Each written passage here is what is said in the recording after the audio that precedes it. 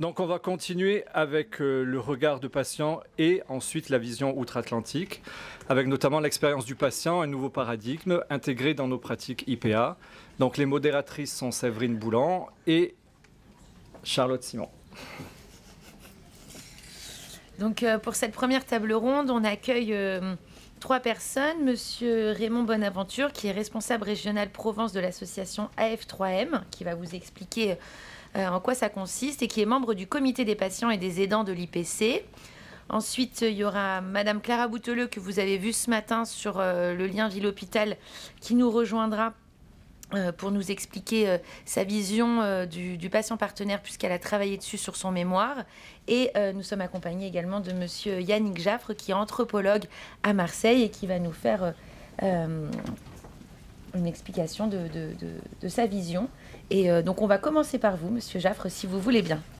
Voilà, alors je voudrais tout d'abord remercier Séverine, remercier Charlotte et Anne Le Bérigot pour avoir fait appel à moi, enfin, et à ma modeste expérience.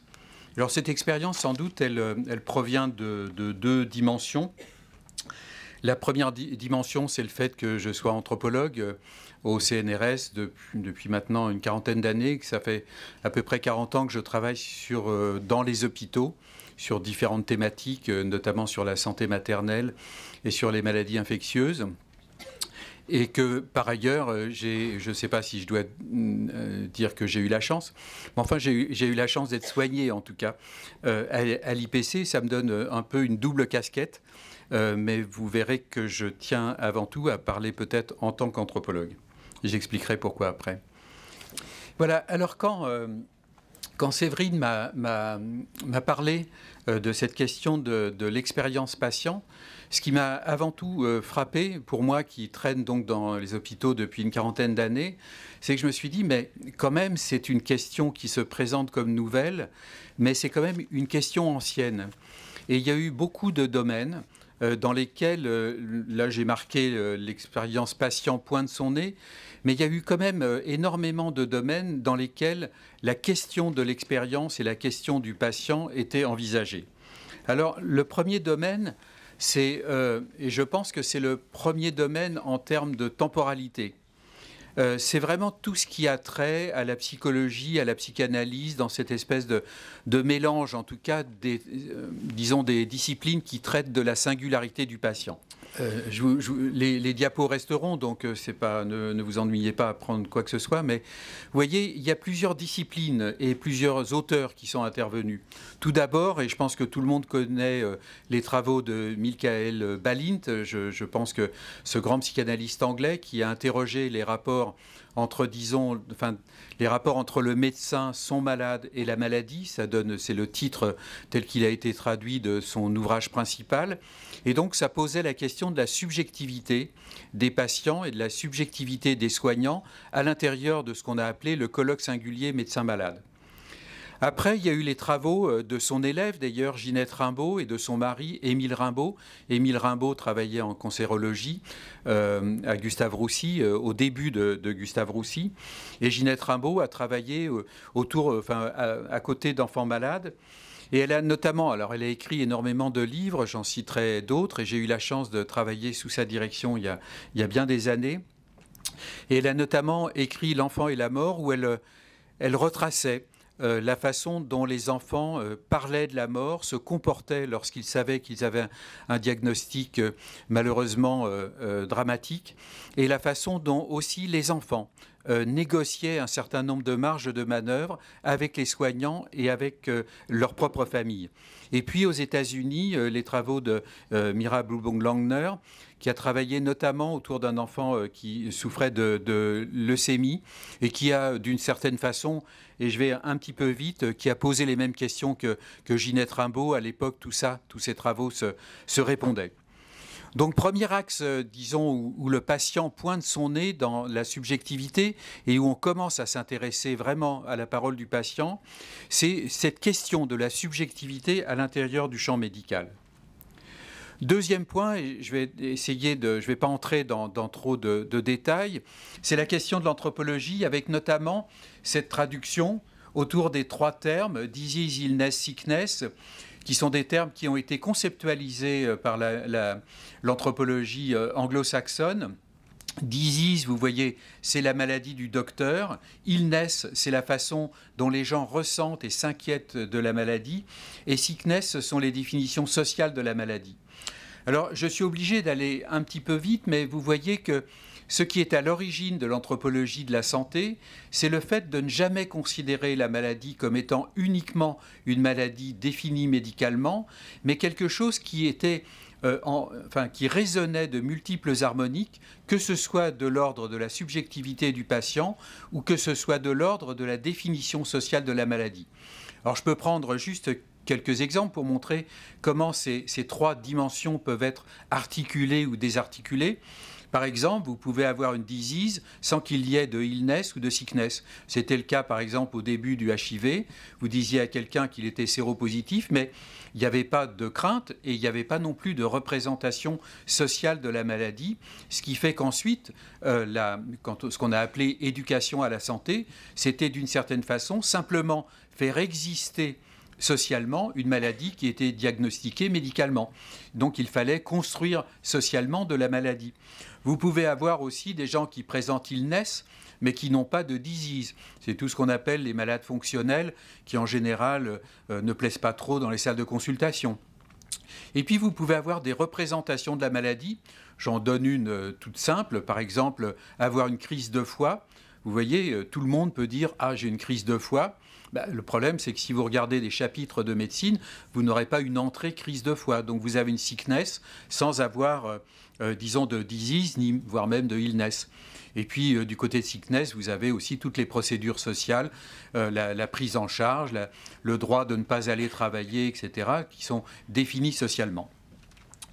Et de l'autre côté de l'anthropologie, et ce n'est pas uniquement l'anthropologie, mais c'est tout un courant aussi, disons, un courant philosophique qui part disons, de ce qu'on pourrait appeler l'anthropologie sartrienne, mais aussi du côté de Amartya Sen ou du côté d'un autre philosophe contemporain qui s'appelle Paul Ricoeur. On a développé une réflexion sur ce qu'on a appelé les capacités des acteurs. C'est-à-dire le fait que, y compris dans des situations dramatiques, les acteurs restent capables d'agir un petit peu sur le réel. Ils sont capables d'agir sur ce qui, malheureusement, les détermine. Des exemples très simples dans des observations que j'ai faites en Afrique. Eh bien, on voyait passer des infirmiers et comme disaient les enfants, celui-là, il a la main lourde, c'est-à-dire qu'il faisait des injections ou des prélèvements ou des ponctions de façon un peu violente. Alors les enfants s'arrangeaient pour essayer d'aller dans les toilettes, essayer d'aller jouer, etc. Et ils attendaient de voir passer une infirmière un peu plus sympa, qui avait la main plus légère. Et à ce moment-là, hop, ils réapparaissaient pour que les soins leur soient prodigués de manière un peu plus souple. Et vous voyez, il y a, y compris, et c'est ce que décrivent aussi des gens comme Bluebone Langner, dont j'ai parlé précédemment, il y a toujours du côté des patients, non pas des patients qui subissent, mais des patients qui sont toujours, que ce soit même très marginalement, qui sont toujours acteurs de leurs soins, et c'est ça que montrait notamment l'anthropologie. Alors, autre point, cette fois-ci, on n'est plus dans les paradigmes, disons, des disciplines constituées, mais dans le rapport à la douleur. Et je pense que c'est important de montrer comment, disons, la question de la douleur dans la médecine commence à se poser vraiment sérieusement à partir des travaux aux États-Unis de John Boninga dans les années 40-50. Et je crois que ce qui est tout à fait important là-dedans, et vous voyez après, j'ai montré comment ça s'était repris dans la pratique, notamment par l'association Sparadra, par l'usage des bonhommes douleurs, et puis bon, ce qu'on a pu faire ensuite en Afrique autour des enfants dans les services de pédiatrie, c'est qu'en fait, avant la prise en charge de la douleur, la question principale en médecine, c'était « où avez-vous mal ?» Et vous voyez que la douleur n'était qu'un aspect du diagnostic. Alors qu'à partir des années 50, globalement, puis ensuite il y a eu les lois Kouchner, etc., on a commencé à s'intéresser à la plainte du patient, c'est-à-dire de la façon dont le patient ressentait la douleur, et à prendre en charge le patient en fonction de sa plainte, et non plus à considérer la douleur comme étant simplement, d'une certaine manière, une des caractéristiques de la pathologie. Et donc là, vous avez, à partir de cette problématique de la douleur, de nouveau, la prise en compte de l'expérience du patient. Quatrième point, c'est alors ça c'est un peu une banalité de le dire, mais c'est quand même extrêmement important, c'est que dans cette expérience du patient, il y a vraiment la prise de parole politique des patients, avec toutes ces lois, je ne vais pas trop en parler, mais vous voyez qu'on arrive maintenant à ce que l'on appelle le retournement du stigmate. Vous voyez, par exemple, des enfants ou des patients qui étaient considérés comme autistes, on les considérait comme malades. Eh bien, il y a une prise de parole d'un certain nombre de ces personnes et qui se décrivent comme personnes vivant avec l'autisme. Il y a aussi des entendeurs de voix en psychiatrie. Il y a maintenant des enfants qui souffrent de surdité et qui refusent les implants cochléaires pour dire vous devez m'écouter. C'est pas un jeu de mots de ma part. Vous devez m'écouter parce que j'ai décidé de vivre dans une sous-culture qui est la sous-culture des sourds. Et dans cette sous-culture, je suis une personne à part entière, alors que si vous m'implantez des implants, eh bien à ce moment-là, je serai quelqu'un handicapé dans le monde des entendants. Et vous voyez comment, dans cette prise de parole politique des patients, il y a une sorte de retournement du stigmate et le fait que le patient ne devient pas forcément un expert, mais il devient le sujet de sa propre histoire. Alors, je vais aller très vite. Vous voyez, ça a donné un ensemble de dispositifs institutionnels. Les groupes Balint depuis les années 70, qui questionnent donc les soignants sur leur rapport à la médecine et leur rapport à leurs patients. Les groupes de parole, c'est assez proche, mais un petit peu différent, mais ça permet à tout le monde de parler de ses émotions avec les patients. Et donc, vous voyez que là, le patient, dans ces deux groupes, existe en tout cas en filigrane. La médecine narrative, très à la mode actuellement, qui consiste à penser que l'on soigne par des médicaments, mais que l'on soigne aussi en demandant à quelqu'un de raconter la façon dont il vit la maladie. Et vous savez que la médecine narrative, il y a notamment une chaire de médecine narrative à Columbia University à New York. Il y a aussi des chaires de médecine narrative qui se mettent en place maintenant en France. Et puis, il y a les patients experts et l'éducation thérapeutique, c'est ce qui nous réunit aujourd'hui. Et puis tout cet aspect très large, alors je ne vais pas en parler parce que je n'ai pas le temps, autour de ce qu'on a appelé la démocratie sanitaire. Et je vous renvoie là aux merveilleux travaux de Pierre-Rose en Vallon sur ce qu'il a appelé le Parlement des invisibles et qui consiste à essayer de donner la parole à toutes les personnes pour que chacun puisse témoigner à part entière de sa propre histoire. Alors, si je résume très rapidement la différence entre ce qui est de l'ordre du savoir et ce qui est de l'ordre de l'expérience, vous voyez que les savoirs sont standardisés. C'est toujours les mêmes et dans les mêmes situations, on reproduit toujours les mêmes choses. L'expérience, elle est extrêmement variable selon les acteurs, selon leur classe sociale, selon leurs âges, selon leur genre, selon les moments de la maladie, etc. Le savoir théorique, il n'implique pas son utilisateur. Alors que les savoirs d'expérience, il inclut l'utilisateur. Le savoir théorique, il bénéficie d'une validation externe, ce qu'on appelle de plus en plus les evidence-based, alors que du côté de l'expérience, il y a une forme de ressenti, avec un ressenti qui est de l'ordre à la fois d'une mesure objective dans certains cas, mais aussi d'un ressenti subjectif, et l'on admet la subjectivité des gens comme étant vraie. Vous voyez que c'est complètement à l'inverse du savoir, disons, normé par des normes, disons, de description médicale. Et puis, surtout, le savoir, il segmente l'objet d'étude, c'est-à-dire que vous pourrez avoir de la pédiatrie, de la gériatrie, vous pourrez avoir des gens qui sont spécialistes en hépatologie, en gynécologie, donc on segmente la personne en fonction du savoir et en fonction de sa pathologie. Alors que l'expérience du patient, elle inclut toutes les dimensions de la vie sociale. C'est-à-dire que quand vous êtes malade, effectivement, vous avez la trouille, vous avez mal, vous avez des problèmes pour aller travailler, vous êtes obligé d'en parler à votre conjoint, en parler à vos enfants, vous vous déplacez moins bien, et donc vous traversez tous les champs sociaux, alors que le savoir est fixé simplement sur un objet technique. Et puis, normes théoriques, normes pratiques, je ne vais pas en parler. Alors, là, j'ai parlé de quelques concepts à une réflexion impliquée. Et c'est peut-être à ce moment-là que le patient que j'ai été peut aussi montrer un peu le bout de son nez. Alors, pour lancer peut-être les débats et pour solliciter un peu mes collègues et vous-même, il y a plusieurs questions qui se posent. quand j'ai rencontré Séverine, j'étais un patient. Et je dois dire que je n'étais pas très content d'être patient. Et ce que j'ai trouvé vraiment très agréable, c'est qu'elle ne m'a absolument pas parlé de ma pathologie. Elle m'a demandé ce que je faisais dans la vie. Et j'étais ravi de lui dire que j'étais anthropologue et de lui parler de l'Afrique, etc. Et pour une fois, non seulement elle me reconnaissait en tant que personne, mais non pas en tant que petit bout, en tant que métonymie définie par une pathologie, mais j'étais quelqu'un. Et non seulement elle s'adressait à moi comme quelqu'un, mais en plus elle me disait « ce que vous me dites, ça peut m'intéresser ». Et donc j'étais à la fois quelqu'un et quelqu'un potentiellement intéressant. Et quand on est à l'hôpital, je vous assure, même à l'IPC, où c'est très sympa, et vraiment, une fois de plus, je me félicite d'être passé par ici, mais même à l'IPC, c'est pas évident d'exister en tant que personne, et en plus d'être écouté pour qui vous êtes, et non pas par la métonymie de votre pathologie. Et donc, c'est une première question, patient, expert peut-être, mais en tout cas, moi, j'aimerais pas être un patient expert de la métonymie que j'ai été quand j'étais malade. Le deuxième point, c'est le corps et les mots. On parle de l'expérience patient. Mais très honnêtement, quand vous êtes un patient, vous ne faites pas l'expérience de la maladie, vous faites l'épreuve de la maladie. Et l'expérience, c'est quand tout se passe bien. L'épreuve, c'est quand ça ne se passe pas bien.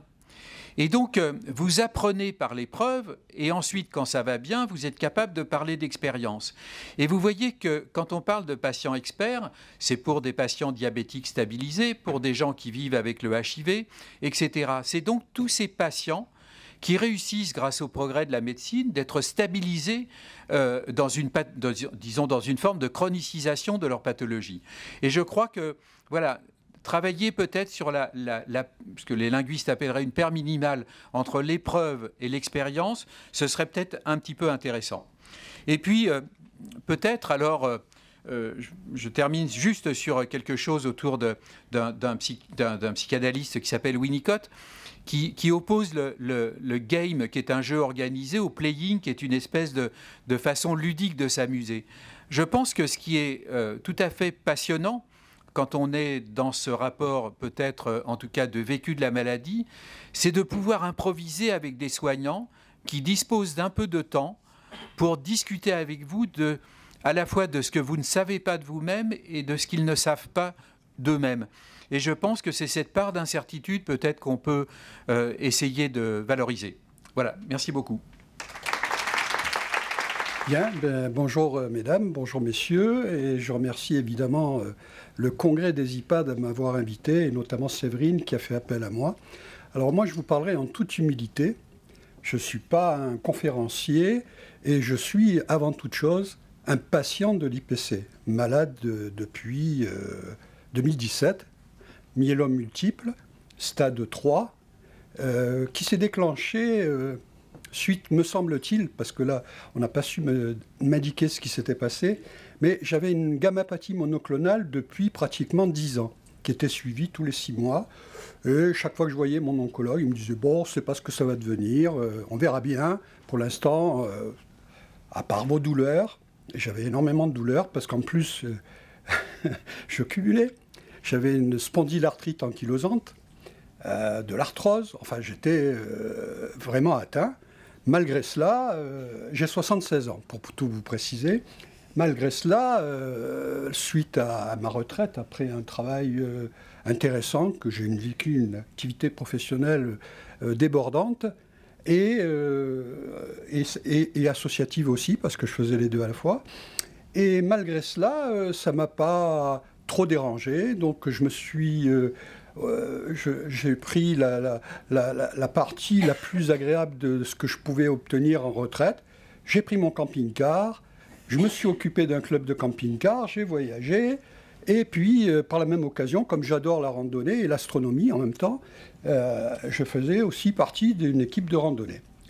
Et mon dernier voyage, alors bon, c'est le vécu patient, donc je me permets peut-être de rentrer dans le détail. Mon dernier voyage, c'était à Fatima, en camping-car avec mon club de randonnée, de camping-car, et j'ai souffert horriblement. J'avais des douleurs dans le dos, des douleurs dans les bras, dans la tête. Enfin, c'était horrible, au point que je me posais la question, malgré les anti-inflammatoires, puisqu'à l'époque, je prenais énormément d'anti-inflammatoires. Et je me suis dit, ça ne va pas. Donc, je suis rentré en catastrophe à Marseille. J'ai vu mon médecin traitant, qui m'a à ce moment-là ordonné un myélogramme. Eh ben oui, myélogramme. Ok, l'indice Ben Jones fort élevé. Conclusion, myélome multiple. Bah, oui, je fais quoi avec? Alors, je ne vous dis pas, le cerveau vrille.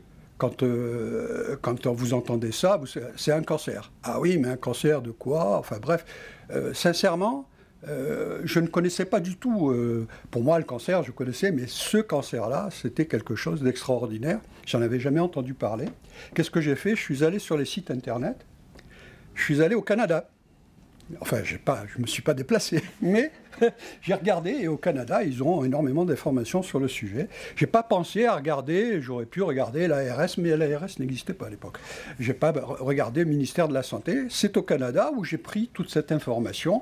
Et malgré tout, je me suis dit, mais il y a quand même bien un organisme en France, et notamment à Marseille, et là... tout en me renseignant, j'ai trouvé l'IPC, j'ai donc été accueilli par Dr Stoppa au départ. Maintenant, c'est le Dr Chiano qui me suit. Et ben voilà, on va vous prendre en charge. Et je suis à ma 5e ligne de traitement, avec d'ailleurs des conséquences très importantes hein, en termes de... On n'a pas parlé, enfin on en a parlé, mais et là je pense que les IPA peuvent nous aider. On a des conditions de vie qui sont parfois difficiles, à se frapper la tête contre un mur. Le matin, je me réveillais, vous savez, comme le penseur de Rodin, mais je ne pensais pas, je prenais ma tête entre les mains, et pour moi, c'était une vie difficile. D'autant plus que je n'en parlais pas à ma famille, ou très peu. Et puis, de toute façon, ça ne les intéressait pas. Donc, je vivais par moi-même, et avec, heureusement, quand même, l'IPC qui a pris en charge ma maladie. Alors les conséquences, hein, c'est l'objet de ce vécu, ben, c'est comme je vous dis, l'altération de la qualité de la vie, hein, à la fois psychologique et physique. Je ne fais plus de randonnée, je ne peux plus en faire. J'essaie de faire mes 5 km par jour pour conserver mon activité. On perd ses repères aussi. On est complètement perdu. Hein. Le caractère se modifie. D'ailleurs, c'est une constante qui, à mon avis, n'est pas spécifique aux malades du myélome, qui est spécifique à tous les malades du cancer. Irritabilité très, très forte. Le moindre propos qui nous gêne, hop, on s'énerve. Et puis, là aussi, c'est un point important. On se dit, mais pourquoi moi? Donc, on a un ressenti d'injustice, mais aussi un ressenti d'injustice, pas que pour soi-même, pour sa famille. Parce qu'effectivement, ça change les relations familiales. Alors, face à ça, ben, qu'est-ce qu'il faut faire? Ben, il faut prendre en charge sa maladie. Pour ça, il y a des aides. Mais encore faut-il les connaître. Parce que ce n'est pas évident. D'où, moi, ce que j'ai entendu ce matin, et j'y reviens, tout ce que j'ai entendu concernant les IPA, c'est essentiel aux malades. Cette relation entre, d'une part, le spécialiste, hématologue ou oncologue, et puis l'intermédiaire qui est l'IPA par rapport aux patients, c'est tout ce qu'on attend. C'est pas, je suis désolé, je ne vais pas dire c'est ce dont on a besoin, et vous verrez, parce que je vais vous passer très rapidement on fait un baromètre au sein de notre association tous les ans, et vous verrez justement ce que l'on attend de la part de nos traitants, de tout le corps professionnel. Et là, j'avoue que ce que j'ai entendu ce matin, pour moi, c'est merveilleux. Le rôle, la responsabilité et les missions de l'IPA, c'est tout ce que l'on peut attendre lorsqu'on est malade. Donc, face à ça, ben, qu'est-ce que j'ai fait? J'ai essayé de savoir qu'est-ce que je pourrais... une activité physique adaptée. Bon, ça existe à l'IPC. Essayer de me libérer de mes émotions. On allait voir un psychologue ou éventuellement participer à un groupe de parole. Échanger. Alors, on échange difficilement avec sa famille la plupart du temps. On échange beaucoup plus avec ses amis. Enfin, on n'a pas beaucoup d'amis, mais on a des connaissances. Avec les personnes qui ont subi la même expérience de vie. Et puis, s'accorder des petits bonheurs. Un petit rien du tout. C'est-à-dire, il ne faut pas penser que demain, ça sera demain. Si je peux profiter tout de suite, profitons-en. Et puis d'autres résolutions, qui celles-ci, lorsqu'on est chargé de famille, sont très importantes. C'est les résolutions administratives.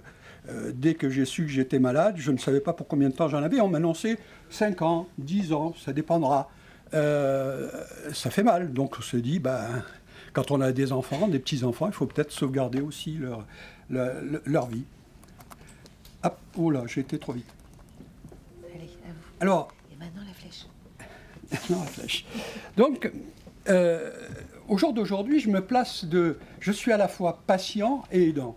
On verra pourquoi, parce que j'appartiens à une association de malades du myélome, une association française, mais je vous présente sur cette diapositive la vision que l'on a, nous, en tant que patients. Alors j'ai repris une phrase, je crois que c'est que je ne sais plus où, je crois que c'est, il me semble que c'est dans l'ARS que j'ai trouvé ce document. L'expérience patient consiste en l'ensemble des interactions et des situations vécues par une personne ou son entourage au cours de son parcours de santé. Interaction façonnée à la fois par l'organisation de ce parcours, mais aussi par l'histoire de vie de la personne.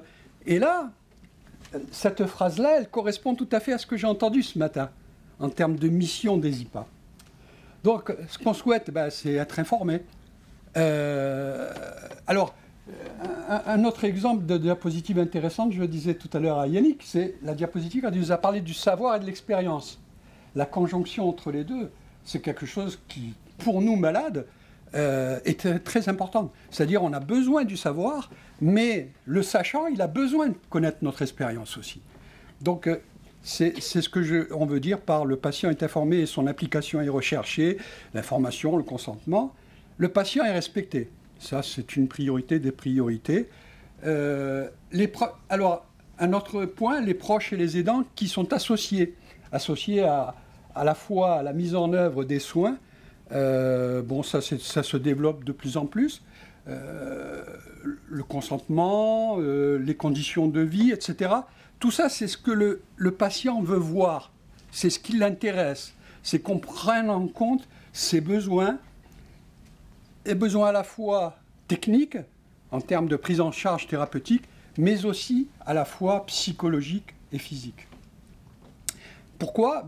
En définitive, on aboutit au fait que lorsqu'on a tous ces éléments-là en main, on peut effectivement parler de satisfaction, parce qu'on est obligé quand même, lorsqu'on suit un parcours thérapeutique, avec tous les soins supports à côté, on donne notre avis. Et ça, c'est très important. La démocratie sanitaire, c'est bien ça. C'est pouvoir donner un peu au patient l'espoir qu'il peut interférer ou intervenir, apporter un œil différent de celui du technicien. Alors, je fais partie donc effectivement à l'IPC, ça fait partie de mes engagements que j'ai toujours eus dans ma vie à la fois professionnelle et associative. Je fais partie du comité patient aidant. Alors on est à peu près, évidemment, majoritairement ce sont des professionnels de santé, mais il y a à peu près une dizaine de personnes qui sont soit des patients, soit des aidants. Et ce comité patient aidant existe depuis 2002. Alors je ne peux pas vous en parler, je ne peux pas vous parler de l'historique, puisque j'y étais pas, mais vous voyez que ça a déjà quelque chose, c'est lointain, et c'est vraiment une ambition de l'IPC depuis le départ. C'est de faire participer les patients et les aidants, voire les représentants d'associations, à la vie de l'IPC, en permettant aussi aux professionnels de santé de s'améliorer en fonction des expériences de vie des patients. C'est ça qui est important. Donc, en termes de comité patient aidant, au jour d'aujourd'hui, on travaille sur le projet d'établissement. Si vous allez sur le site web de l'IPC, il y a aussi le projet stratégique qui a été présenté. On a travaillé sur le projet stratégique. C'était formidable pour nous, patients, de pouvoir participer, d'apporter notre petite graine. D'ailleurs, vous verrez, si vous regardez ce projet stratégique, il me semble que dans l'ambition 3 de l'IPC, il y a justement cette volonté de l'IPC d'associer patients, aidants, à la mise en marche, à la mise en œuvre du projet d'établissement. Donc, par notre... je dis, hein, je reste très humble, hein, je suis un patient avant tout, un malade. Mais je pense que c'est important aussi de partager son expérience, de donner de l'espoir aux autres malades. C'est ça qui est important. Et donc, on travaille sur l'accueil des handicapés notamment, l'information, la recherche, la relation soignant-aidant, la politique hôtelière, la qualité, la sécurité, enfin, vous voyez, tout est dit, et de même sa composition. En même temps, je vous ai dit, j'étais patient, mais aussi aidant.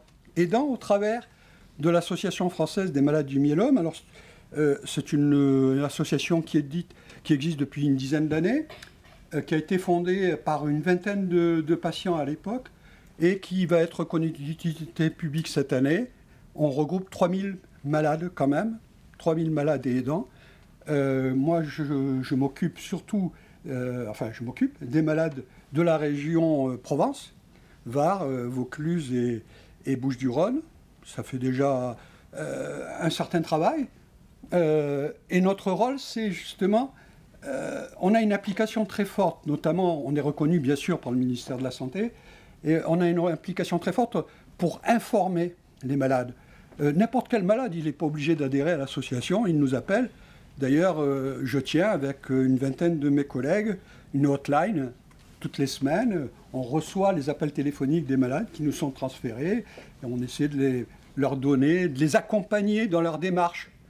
Parce que démarche à la fois psychologique, mais on n'est pas des psychologues, mais tiens, vous devriez aller voir votre psychologue, ou des démarches administratives. Peu de malades, et ça paraît quand même particulier, peu de malades savent qu'il y a des assistantes sociales dans les hôpitaux. Tous les ans, on fait une conférence, à laquelle, tous les ans, au mois d'octobre, là cette année, ça sera au mois de novembre, dans 26 villes de France, on fait une conférence qui s'appelle Journée nationale du myélome, que j'anime avec des professionnels de santé. Et j'ai fait venir des assistantes sociales parce que les personnes notamment qui sont en activité professionnelle et qui subissent cette maladie ont des besoins importants. Il y a pratiquement 25% des malades qui ont une activité professionnelle qui subissent des contraintes à la fois financières et psychologiques dans leur entreprise. Il faut le savoir. Donc on accompagne ces malades, on les soutient, on les représente auprès des organismes publics. Et on essaie de promouvoir aussi la recherche. Alors c'est une association qui est en partie, l'adhésion n'est pas très chère, hein, c'est 20 €, mais c'est pas ça qui nous fait vivre. C'est surtout on reçoit des subventions et c'est une association qui fonctionne très bien et qui a une activité importante puisqu'elle fait intervenir au travers de webconférences pratiquement tous les mois des spécialistes, des hématologues, des psychologues, n'importe quel malade peut effectivement y participer, écouter. Et cette possibilité qui est donnée aux différents malades aide énormément. La dernière conférence portait sur l'immunothérapie, ça dure 1 heure. Et on avait 400 personnes qui étaient branchées sur notre webconférence. Alors, juste une petite enquête pour terminer mon propos, quand même, pour situer les choses. J'ai encore combien de temps? 3 minutes? En 3 minutes, on peut dire beaucoup de choses, mais enfin, je vais aller plus vite. L'accompagnement des malades. Alors, on a fait un baromètre qu'on fait tous les ans. Là, il date de décembre, hein, donc il vient de sortir. 550 réponses, ce qui est important hein, quand même. À la moitié hommes-femmes. Oui, parce que les malades du myélome multiple, c'est pratiquement, majoritairement, c'est des hommes, mais il y a quand même 40% de femmes, hein, il faut le savoir. Qu'est-ce qu'on a remarqué? L'important, c'est ce que je disais tout à l'heure, le malade, il est avant tout fatigué. Il a des troubles gastriques, enfin bref, et des douleurs. Alors moi, par exemple, j'ai beaucoup de douleurs et de neuropathie, surtout en ce moment. Alors, je vous l'ai dit tout à l'heure, les conditions, modification des conditions psychologiques, 36% sont angoissés, ne savent pas qu'est-ce que l'avenir leur réserve, certains sont déprimés. Et puis, c'est vrai, et ça, me semble essentiel. Et là, peut-être, là aussi, les IPA peuvent nous aider. Il me semble l'avoir vu dans une diapo. Les consultations. Avant la consultation, on est stressé. On a beau essayer de prendre sa respiration, de pratiquer certains mouvements qui nous permettent de nous détendre, la plupart du temps, on est stressé. Il n'y a pas que le malade qui est stressé. Quand le malade est accompagné, c'est aussi l'accompagnant. Vous voyez le couple que cela peut former. Sinon, la plupart du temps, grâce justement aux soins supports, les malades sont souvent actifs. Et là, vous voyez... Alors ça, c'était le côté patient, le côté aidant. Alors là, il n'y a eu que 80% de femmes aidantes qui nous ont répondu. Il y avait pas trop on n'avait pas beaucoup de femmes aidantes, en fait, qui ont répondu au questionnaire. Mais vous voyez, quand même, c'est important. Hein, 60% d'entre elles, alors oui, j'allais dire 80% de femmes qui aident leur mari. Réciproquement, c'est pas tout à fait la même chose. La compassion est plus forte, l'empathie est plus forte de la femme vis-à-vis de l'homme que la réciproque. Donc vous voyez que ces personnes sont à 60%, quand même, c'est énorme, hein, sont touchées psychologiquement, ont des angoisses en même temps que leur compagnon ou leur mari, ont des répercussions sur l'activité professionnelle. D'où les différentes lois qui sont passées concernant les aidants, hein, et qui sont bien nécessaires et qu'il faudra encore plus développer, me semble-t-il. Et par contre, la moitié de des dames, des aidants et des aidantes, plutôt des aidantes et des aidants, reconnaissent qu'elles ne sont pas reconnues. Justement, c'est une contradiction. Elles se rendent compte qu'en fin de compte, on ne les écoute pas. Et tout ça, c'est important. C'est pour ça que je vous ramène à chaque fois à ce que j'ai vu tout à l'heure dans le diaporama des IPA. Allons-y, hein, il faut en former des IPA parce qu'on a besoin de ça. Et alors, juste un regroupement, côté patient aidant, la répercussion évidemment sur la vie du couple, hein, quand il y en a, sur les vies professionnelles, 20% quand même, c'est énorme, 20%. La moitié des aidants ne sont pas reconnus par rapport au rôle qu'elles apportent. Et alors là, bizarrement, ça m'a paru intéressant, on a parlé tout à l'heure de l'HDJ. 70% des malades préfèrent l'HDJ, alors que les aidants préfèrent garder leurs malades chez eux. C'est assez, pour moitié, c'est quand même assez intéressant. Puis après, concernant la télésurveillance, bon, ça, on pourra en reparler. Globalement, je ne veux pas être négatif, mais globalement, voilà, on manque d'informations, parfois on manque de considération. La plupart du temps, on va sur les blogs. Hein, je vous l'ai dit, c'est la première démarche que j'ai eue quand j'ai été malade. Et on peut se laisser aller aussi. Mais ce que je vous ai présenté est négatif, mais actuellement, c'est l'inverse qui se produit. C'est-à-dire que beaucoup d'efforts sont réalisés à la fois, alors à l'IPC, hein, je le vis, donc je peux vous en parler sereinement, mais beaucoup d'efforts sont réalisés justement pour que tous ces malades qui sont fatigués de vivre, parce qu'il faut le dire, sont fatigués de vivre, sont beaucoup aidés et beaucoup encadrés et entourés. Je vous remercie, j'ai peut-être été un peu long.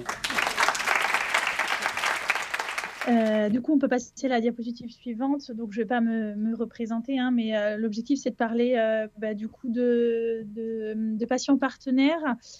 Donc, je vous ai dit tout à l'heure, hein, j'ai fait mon mémoire de fin d'études sur l'intégration de l'expérience patient dans le parcours de soins, donc du cancer de la prostate.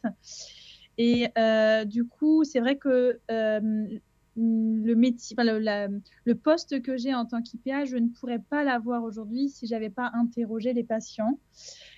Pourquoi ? Parce que, en fait, en interrogeant les patients, tous les professionnels de santé avec lesquels je travaille ont pu comprendre qu'en fait, le parcours qui était proposé à l'époque était quand même perfectible, et on s'est basé vraiment sur l'expérience des patients. On peut mettre la diapositive suivante, et c'est ce qui nous a du coup donné l'idée aussi de répondre à cet appel à projet de patients partenaires en cancérologie. Alors, si on met la diapositive suivante, je vais reprendre un petit peu les modalités, c'est-à-dire que comment l'ARS finançait ce poste. Alors, il faut savoir qu'il y a 8 patients partenaires qui ont été financés sur toute la Nouvelle-Aquitaine. Le patient partenaire, il est soumis à un contrat de de travail par l'établissement de santé. Celui-ci est d'une durée de 3 ans, dont 18 mois financés par l'ARS et l'autre temps financé du coup par l'établissement. Donc, c'était une dotation qui était versée à l'établissement de santé. Donc, c'était 30 000 € pour 1 an, avec un temps partiel à mi-temps pendant une durée de 18 mois. Donc, les établissements de santé s'engagent à financer le poste après les 18 mois de fonctionnement sur leurs fonds propres. Si on met la diapositive suivante, en fait, si vous voulez, l'objectif de l'ARS, et c'est pour ça que je reprends un petit peu l'ARS et après je vous reprendrai un petit peu nous de notre côté. L'objectif de l'ARS, c'était d'améliorer la qualité de prise en charge de l'accompagnement des patients atteints d'un cancer. C'était de reconnaître et valoriser les savoirs expérientiels. C'était d'améliorer la qualité de vie des patients, améliorer la qualité et la sécurité des soins, renforcer la confiance des patients, améliorer les connaissances expérientielles des soignants, former les équipes soignantes à l'approche collaborative. Attendez, c'est pas terminé. Promouvoir l'adhésion aux soins, à la santé, promouvoir une meilleure communication générale, réduire les dépenses de l'assurance maladie avec un meilleur retour à domicile, promouvoir l'impact positif de cette nouvelle collaboration et créer une nouvelle forme de professionnalisation en pérennisant les postes des patients partenaires. Alors, vous voyez tous les objectifs qui étaient quand même proposés. Alors, moi, à ce jour, moi, je travaille avec donc, une patiente partenaire qui a eu un cancer du sein et qui, du coup, accompagne les patientes dans ce parcours-là. Et donc, on s'est posé la question de la formation, c'est-à-dire, voilà, donc, on était plusieurs au sein de ce groupe de travail. Donc, il y a eu une formation-action de la patiente partenaire en oncologie sur le bassin néo-aquitain de 40 heures. Il y a eu une formation qui a été animée donc, également par Catherine Tourette-Turgis, qui est la fondatrice de l'Université des patients à la Sorbonne. Il y a eu également une formation de 3 cycles de 2 jours à l'ARS et on y mélangeait aussi donc, les patients avec les soignants. Donc, les soignants devaient également s'engager. Un point d'étape de partage d'expérience et de formation flash. Donc, c'est vrai que dans le cancer du sein, par exemple, qu'est-ce que la mastectomie et ensuite la reconstruction? Il existe plusieurs types de reconstruction. Alors, la patiente, elle était passée par ces étapes-là, mais l'objectif, c'était aussi de pouvoir la former dans certains éléments. Et elle a fait également la formation d'éducation thérapeutique du patient. À ce jour, elle a vraiment une place centrale aux côtés. Donc, du coup, moi, je travaille avec une coordinatrice et à mes côtés, et elle travaille avec l'ensemble des professionnels, autant avec les chirurgiens qu'avec les oncologues et les différents soins de support. On peut mettre la diapositive suivante. Alors, je vous ai présenté un petit peu l'activité de la patiente partenaire. Donc, elle fait des accompagnements téléphoniques pendant le parcours de soins. Elle rencontre les patientes suite à un rendez-vous, pendant leur hospitalisation ou suite à la consultation d'annonce ou en post-opératoire. Souvent, on les revoit, nous, 7 jours en post-opératoire. Donc, du coup, elle est présente. Il y a une création de divers supports en collaboration avec l'équipe soignante. Et donc, on part toujours du ressenti et de l'expérience patient. Donc, c'est vrai que, du coup, elle nous apporte sa touche personnelle qui est très intéressante et qui du coup nous permet de nous remettre en question aussi. Et du coup, on l'a intégrée dans le programme d'éducation thérapeutique et elle nous a aidé à co-construire, à animer et évaluer avec nous ce programme afin qu'il soit vraiment adapté aux attentes et aux besoins des patientes. Elle a également, si on met la diapositive suivante, des missions transversales. Dans ces missions transversales, elle a des missions de prévention, donc elle fait partie aussi, du coup il y a des événements qui sont organisés pour Octobre Rose auxquels elle participe. On a également des soirées thématiques, puisque je fais partie d'une association, ce qu'on appelle l'Institut du Sein, c'est l'Institut de Charente-Maritime qui permet d'accompagner les patientes. Donc elle a participé à plusieurs ateliers. Elle intervient également dans des congrès et elle participe au comité éthique et à la commission des usagers de l'établissement. En fait, pour vous resituer un petit peu son activité, de base, notre patiente partenaire, elle était déjà un petit peu au contact des patients puisqu'elle avait un poste à la sécurité sociale à 100% avant de tomber malade. Son poste, il était dédié à l'accompagnement des patients en difficulté financière Donc, elle est technicienne au pôle d'accès aux droits et accès aux soins, mais elle a été vraiment sur le versant aide financière. Et il faut savoir que, du coup, grâce à elle, on a pu mettre en place il faut savoir que moi, je ne suis pas une experte à la sécurité sociale, mais elle vous raconterait mieux que moi cette partie-là. Mais voilà, on a pu créer avec elle, et du coup, avec la sécurité sociale, on a fait un groupe de travail, une ligne oncologique. C'est-à-dire que, en plus de ce qui est remboursé par la sécurité sociale, il y a eu des remboursements complémentaires dans des situations, je ne sais pas, par exemple, je ne sais pas, la patiente voulait absolument faire un tatouage au niveau des sourcils parce qu'elle ne voulait pas perdre ses sourcils avec la chimio. Mais du coup, elle a pu avoir une compensation financière. Et également une prise en charge des transports pour l'éducation thérapeutique dans certains cas et surtout dans des situations particulières d'un point de vue financier. Et donc, du coup, c'est vrai que quand on lui a proposé ce poste, on s'est posé beaucoup de questions, puisque c'est-à-dire comment l'intégrer dans les équipes, comment est-ce qu'on lui donne accès au dossier, est-ce qu'on lui donne une blouse, est-ce que voilà. Et en fait, il y a beaucoup de questions qui se sont posées. Alors aujourd'hui, on ne peut pas dire que toutes les réponses sont présentes, mais en fait, on évolue petit à petit, on évolue ensemble, et c'est ça qui est intéressant. C'est qu'aujourd'hui, elle fait partie entièrement on peut dire, de l'équipe, et elle a vraiment ce vécu patient que nous, en tant que soignants, on n'a pas, et qui est primordial, je pense, aujourd'hui dans les parcours de soins. Voilà, on peut mettre la diapositive suivante, mais je vous remercie pour votre attention. Merci beaucoup, Clara. C'est vrai que je ne sais pas si on fait un sondage dans la salle, mais nous, au Centre Eugène Marquis, on a une patiente partenaire qui a été embauchée depuis maintenant 6 mois, qui est embauchée par le centre à hauteur de 20% par semaine. Donc, on voit que c'est en train de changer, on voit que c'est en train d'évoluer, que le patient partenaire est en train de prendre une place dans le parcours de soins qui, pour moi, je trouve totalement légitime, notamment sur le cancer du sein, pour le vécu, et que voilà, ce que nous, on peut être empathique avec les patients, mais rien de mieux qu'une empathie de quelqu'un qui a déjà vécu les choses. Donc, voilà. Est-ce que vous avez des questions ? Je voulais savoir si, en fait, dans la salle, il y avait des établissements qui avaient associé les patients à la gouvernance de l'établissement. Est-ce qu'il y a des retours d'expérience sur ce sujet ? Parce qu'en fait, à l'IPC, on va le faire, et on aimerait bien partager sur... Non ? Bon, alors, on partagera avec vous notre expérience là-dessus. L'idée est de... Alors, pour l'instant, c'est la première approche, mais comme toute expérience, on la fera évoluer en fonction des besoins et du retour qu'on en a. On crée en fait un département des parcours de patients dans lequel on regroupe la direction des soins, la direction de la qualité et une direction de l'expérience patient.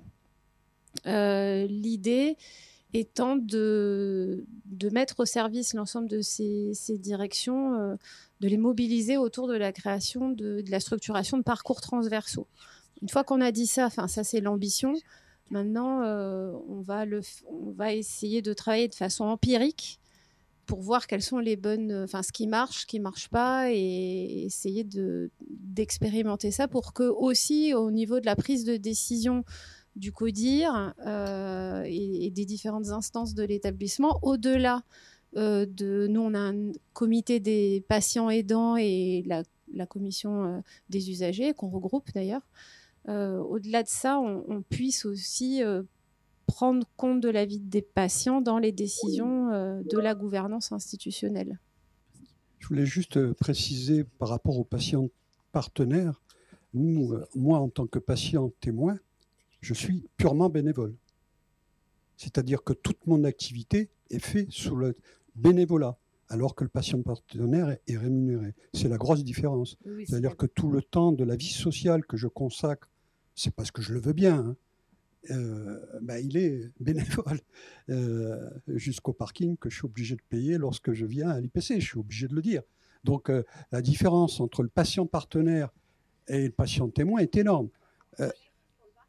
Pardon ? Eh bien, je vous en remercie. Non, c'était simplement pour vous donner un exemple. Et c'est très important parce qu'on a quand même des déplacements à faire. On prend de notre temps de vie familiale et de vie sociale. Alors, peut-être, mais je ne suis pas tellement pour la reconnaissance financière des patients partenaires. On en a parlé la dernière fois en visio avec Yannick. Moi, comme le terme qu'il a utilisé, c'est l'accompagnement. On est des accompagnateurs. Alors, évidemment, on est là quand on peut, à la demande soit du médecin, soit du patient. Mais il faut savoir qu'il y a une grosse différence par rapport à l'expérience qu'on vous a présentée de patients partenaires. Je tenais à le dire, ça me paraît logique de le rapporter. Merci beaucoup pour vos interventions. Et c'est vrai qu'on s'aperçoit que, enfin, on le savait déjà, mais ça concrétise. Il faut intégrer l'expérience patient dans nos pratiques de soignants pour être au plus proche des besoins de nos patients. Mais comment? Et puis l'expérience patient, Yannick le disait aussi, c'est quelque chose de complexe avec beaucoup de dimensions humaines à prendre en compte. Et qu'il faut continuer à s'entourer de personnes ressources comme les patients, alors témoins, partenaires, compagnonnage ou peut-être avec des missions salariées, comme nous disait Clara. Dans tous les cas, afin d'optimiser cette expérience patient, il faut vraiment, je pense, continuer à travailler sur le concept même d'expérience patient et arriver aussi à accompagner tous nos patients qui s'investissent auprès de nous en tant que soignants, en tant qu'IPA. Et nous vous remercions vraiment pour vos présentations tous les trois, votre investissement aujourd'hui auprès de nous, mais aussi au quotidien, parce que ça demande beaucoup d'énergie et de passion aussi. Donc merci infiniment. Merci beaucoup. Merci. Bonjour à tous. Regard outre-Atlantique avec un regard de la pratique avancée au Canada. Donc on accueille Michael Touche, qui est infirmier spécialisé en soins adultes au Canada et qui a une double casquette, qui a une casquette aussi universitaire, mais je le laisserai se présenter. Et j'ai ma collègue, du coup, Esther Molina, qui modère cette session plénière avec moi, mais qui malheureusement n'a pas pu être là, mais qui est connectée. Voilà. Michael, est-ce que tu nous entends? Alors, bonjour à tous. Bonjour à tous. Tout d'abord, merci pour cette invitation. Merci à Esther Molina et à Ibtissam Lana pour me permettre de participer à votre congrès. J'aurais aimé être en présentiel avec vous, mais vous comprendrez que la distance ne me le permet pas. Même si je vois que votre météo est pas si favorable, vous avez toujours plus vent de tirer par rapport à nous. Il a fait moins 20 ce matin au réveil à Montréal. Donc, je me présente, Michael Touche, je suis infirmier praticien spécialisé, donc l'équivalent des IPA en soins aux adultes dans un centre hospitalier universitaire sur l'île de Montréal. J'y exerce mes activités cliniques à 50% du temps et l'autre partie de mon activité professionnelle est réservée à l'enseignement où j'agis comme professeur adjoint clinique à la Faculté des sciences infirmières de l'Université de Montréal. On m'a demandé aujourd'hui de vous établir un portrait de la pratique infirmière avancée au Canada. Je m'attarderai spécifiquement au Québec parce que vous verrez qu'il y a des spécificités là par rapport aux différentes provinces canadiennes. Puis on m'a demandé de vous parler de leadership clinique. Je vous parlerai de leadership en vous parlant d'un exemple concret, d'un projet que j'ai établi avec une de mes collègues ici à Montréal. Et je vous parlerai des facteurs facilitants et des barrières qu'on a rencontrées en mettant en place ce projet-là. Donc, tout d'abord, la pratique infirmière avancée au Québec versus au Canada. Au Québec, on reconnaît 2 titres en pratique infirmière avancée, soit les infirmières ou infirmiers cliniciennes spécialisés en prévention contrôle des infections et les infirmiers praticiens spécialisés, donc les IPS. Tous les deux ont besoin d'une formation en 2e cycle en soins infirmiers pour obtenir ce titre protégé par un certificat de spécialiste, mais les rôles diffèrent. L'ICS, elle, est spécialisée dans un domaine de soins, comme vous voyez ici, la prévention, le contrôle des infections, et ne bénéficie pas de l'ensemble des activités de pratique des IPS sur lesquelles on va revenir, dont le diagnostic, la prescription médicamenteuse. Les IPS, on a 5 classes de spécialités au Québec. Ça a évolué tout au long des années. Là, je vais vous en parler un petit peu plus tard, mais actuellement, on a 5 classes de spécialités avec une approche populationnelle. Donc, des soins de première ligne, des soins primaires, des soins aux adultes qui se retrouvent en milieu hospitalier, donc en soins spécialisés, ultra spécialisés en 2e et 3e ligne. On a de la santé mentale, des soins pédiatriques et de la néonatologie. Au Canada, on reconnaît 40 spécialités cliniques en pratique infirmière avancée. Le Québec est un petit peu en retard par rapport à tout ça. Donc, en 2021, l'Ordre des infirmiers et infirmières du Québec a convoqué des états généraux de la profession infirmière pour réfléchir à l'évolution de notre profession, pour réfléchir notamment à l'accessibilité aux soins, la qualité des soins et permettre à l'usager de rencontrer le bon professionnel au bon moment. En termes de pratique infirmière avancée, les commissaires des États généraux ont émis 3 recommandations principales, et je vais m'attarder surtout sur ces 3 recommandations-là. La première était de redéfinir les rôles et les responsabilités de l'ensemble des infirmiers et infirmières. Peut-être que vous ne le savez pas, mais au Canada, on a différents titres d'infirmiers et infirmières. Donc, l'infirmière auxiliaire, l'infirmière technicienne, l'infirmière clinicienne, donc avec la licence, l'infirmière praticienne avec un master ou une maîtrise. Puis, la volonté, c'est vraiment de permettre à l'ensemble de ces infirmiers et infirmières-là d'agir sur leur plein potentiel de compétences dans les années à venir, donc des travaux qui ont été établis par rapport à ça. La deuxième recommandation, c'était de déterminer et déployer des nouvelles classes de spécialisation d'infirmiers cliniciens spécialisés, donc pour se mettre un petit peu à niveau avec le reste du Canada et surtout pour répondre aux problèmes de santé prévalents de la population. Et enfin, la troisième recommandation, c'était d'augmenter le nombre d'IPS et d'introduire des IPS dans des classes de spécialité où il n'y en avait pas encore, où il n'y en a pas encore actuellement. Donc, c'est des gros chantiers qui ont été débutés en 2021 et qui sont en cours pour les prochaines années. Je vais m'attarder surtout sur la formation d'IPS, qui est ma formation. Donc, pour s'inscrire à un programme de formation d'infirmiers praticiens spécialisés, vous devez tout d'abord être membre en règle de l'Ordre des infirmiers et infirmières du Québec et détenir une licence en soins infirmiers, donc un diplôme universitaire de premier cycle. Suite à ça, vous ne pouvez pas vous inscrire directement au master en pratique infirmière avancée. Vous devez exercer un minimum de 2 années en pratique clinique en soins infirmiers, soit 2 années, soit l'équivalent de 2 années, ce qui a été jugé à 3300 heures de pratique dans votre domaine de soins. C'est-à-dire que si vous voulez vous inscrire dans un programme de formation en santé mentale, votre expérience clinique doit être en santé mentale et c'est la même chose pour l'ensemble des classes de spécialité. À partir de ce moment-là, vous pouvez être admis dans ce programme de formation. Le programme de formation, c'est une maîtrise de 45 crédits universitaires et un diplôme d'études supérieures spécialisées qui vaut à peu près une quarantaine de crédits. Je dis à peu près parce que ça dépend des classes de spécialité à quelques crédits près. Donc, une formation pratique, une formation théorique qui est à peu près l'équivalent, moitié-moitié sur ces 2 années à temps plein.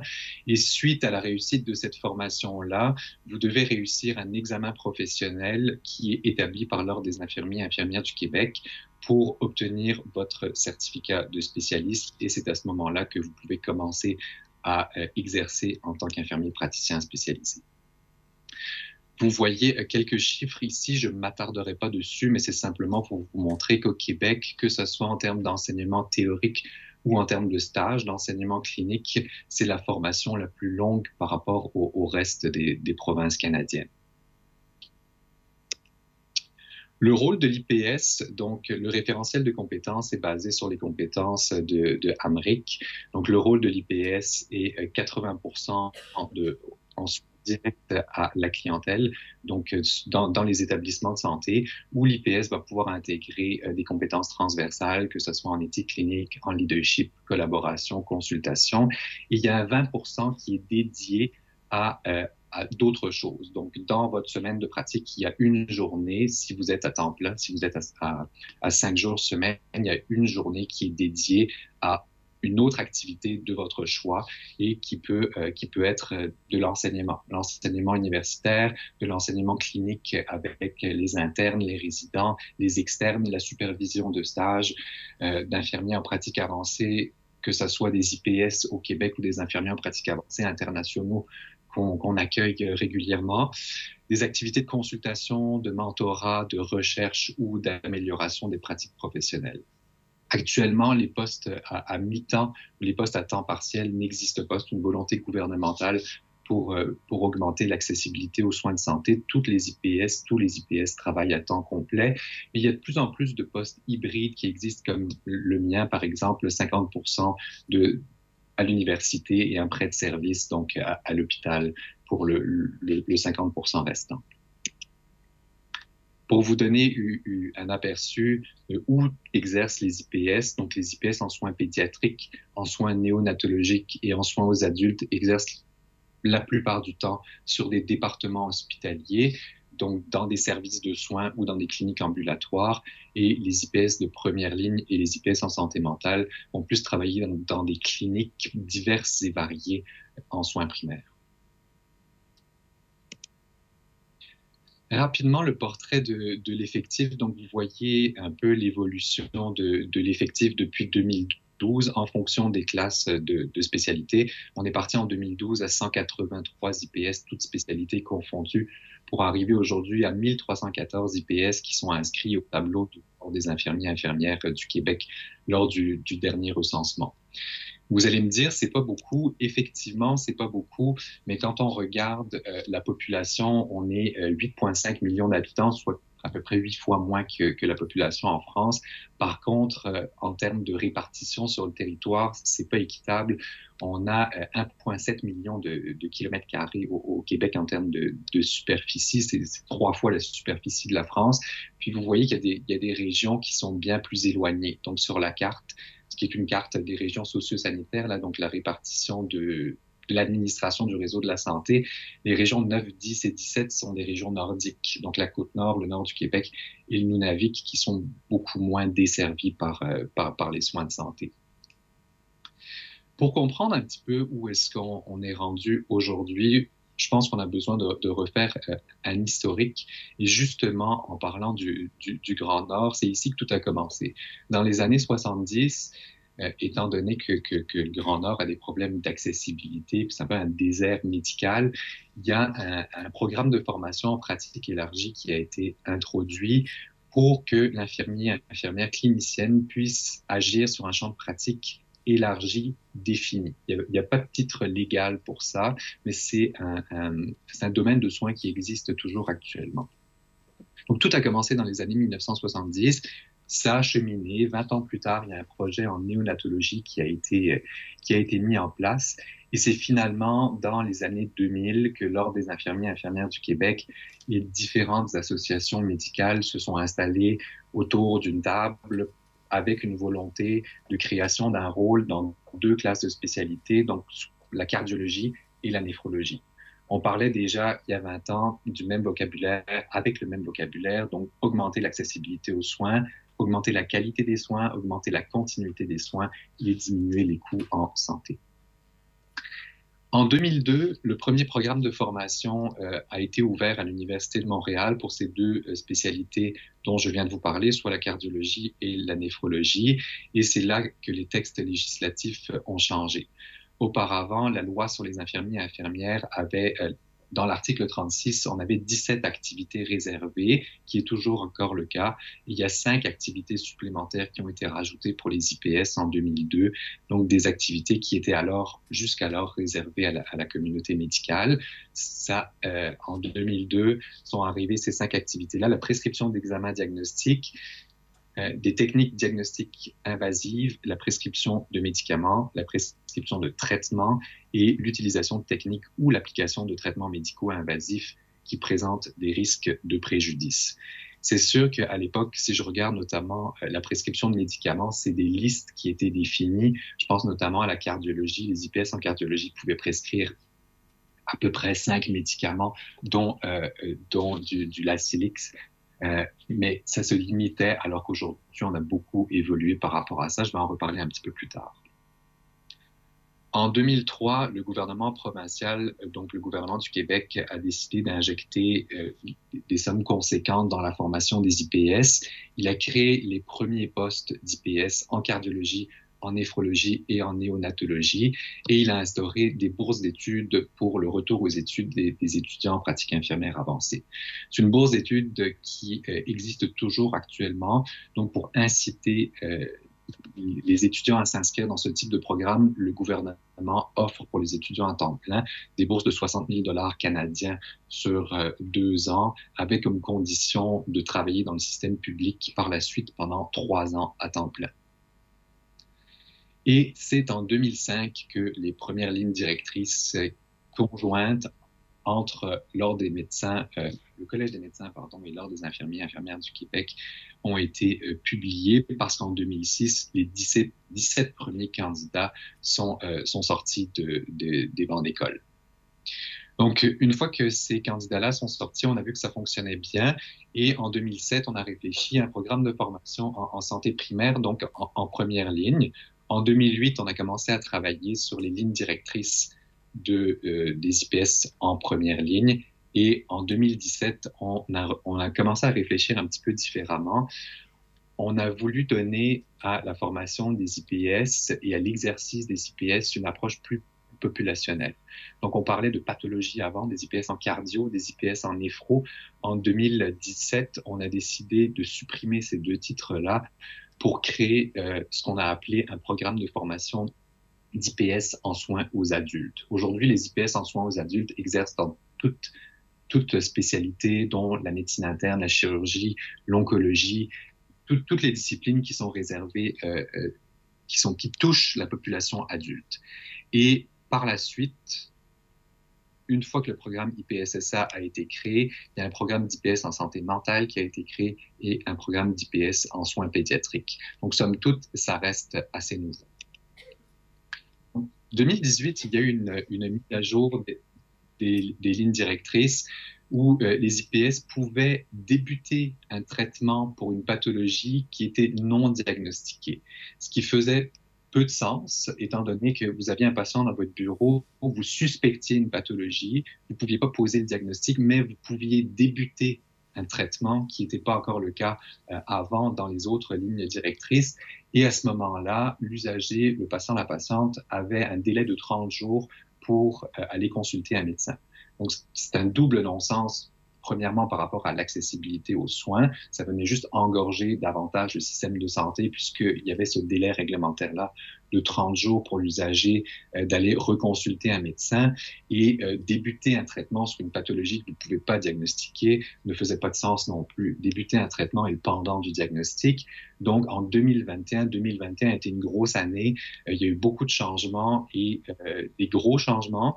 On a rajouté 3 activités réservées, soit le diagnostic des maladies, la détermination de traitements médicaux. Donc, au-delà de la prescription de médicaments, on pouvait alors établir le plan de traitement et dans le plan de traitement, bien évidemment, prescrire ces médicaments-là et effectuer le suivi de grossesse. Tout ça ne se fait pas comme ça, mais ça se fait en fonction de la classe de spécialité. N'importe qui ne peut pas se mettre à prescrire des thérapeutiques ou effectuer des suivis de grossesse. Je vais m'attarder sur les 3 activités qui ont été rajoutées en 2021. Donc, le diagnostic des maladies, voici ce qui est précisé dans le cadre réglementaire. L'IPS peut diagnostiquer une maladie pour des maladies qui présentent des critères diagnostiques et des manifestations cliniques qui sont reconnues, donc des critères qui sont documentés dans la littérature scientifique, qui font l'objet d'un consensus par des sociétés savantes, et il faut que le patient en face de vous présente des manifestations cliniques reconnues. Soit on ne diagnostique pas de licorne. La détermination du traitement médical, c'est un peu ce que je disais tout à l'heure, c'est le pendant du diagnostic. Donc, c'est pour ça que ça a été rajouté cette activité-là a été rajoutée par l'Office des professions. À partir du moment où l'IPS pouvait diagnostiquer, l'IPS pouvait également déterminer le traitement médical. Et enfin, le suivi de grossesse en fonction de la classe de spécialité toujours. L'IPS en soins primaires va pouvoir effectuer des suivis de grossesse simples, donc sans complications, et l'IPS en soins aux adultes, dépendant son secteur d'activité. Je pense notamment à la gynécologie, l'endocrinologie ou la médecine interne. Si cela s'applique, l'IPS va pouvoir intervenir et suivre de la clientèle qui présente des grossesses à risque élevé dans notamment des gares, les cliniques de grossesse à risque élevé. Le suivi de grossesse n'inclut pas l'accouchement. Donc, l'IPS ne peut pas accoucher. Pour cela, ça reste aux sages-femmes et aux médecins.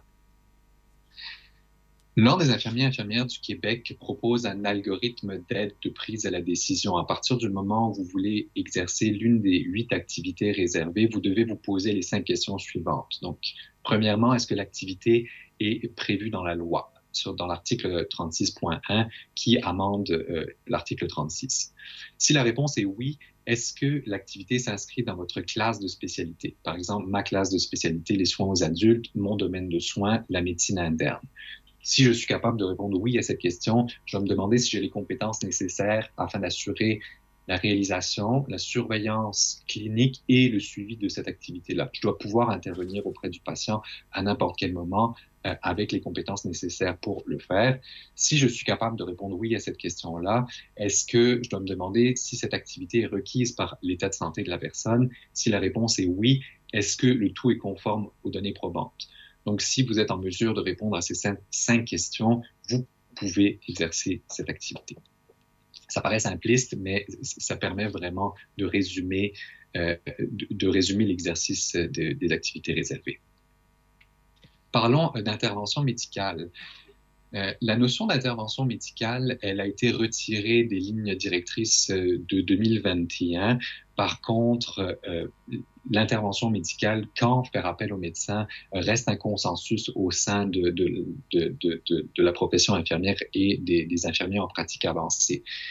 C'est des notions qu'on retrouvait principalement dans les anciennes lignes directrices, soit l'usager qui présente un nouveau diagnostic que vous n'êtes pas en mesure de suivre, ou alors si l'usager complique. Donc, ça dépasse vos compétences, ça dépasse votre domaine de soins, vous partez de la médication ou vous déterminez un plan de traitement qui ne fonctionne pas, vous envoyez dès lors l'usager voir un de vos collègues médicaux. Et admission et congé hospitalier, ça c'est des travaux qui sont en cours actuellement. L'IPS ne peut pas pour l'instant admettre un patient à son nom à l'hôpital et ne peut pas signer un congé hospitalier pour un patient hospitalisé, ce qui n'est pas le cas pour un patient que vous suivez en clinique externe. Vous pourriez décider de donner congé de votre clinique au patient.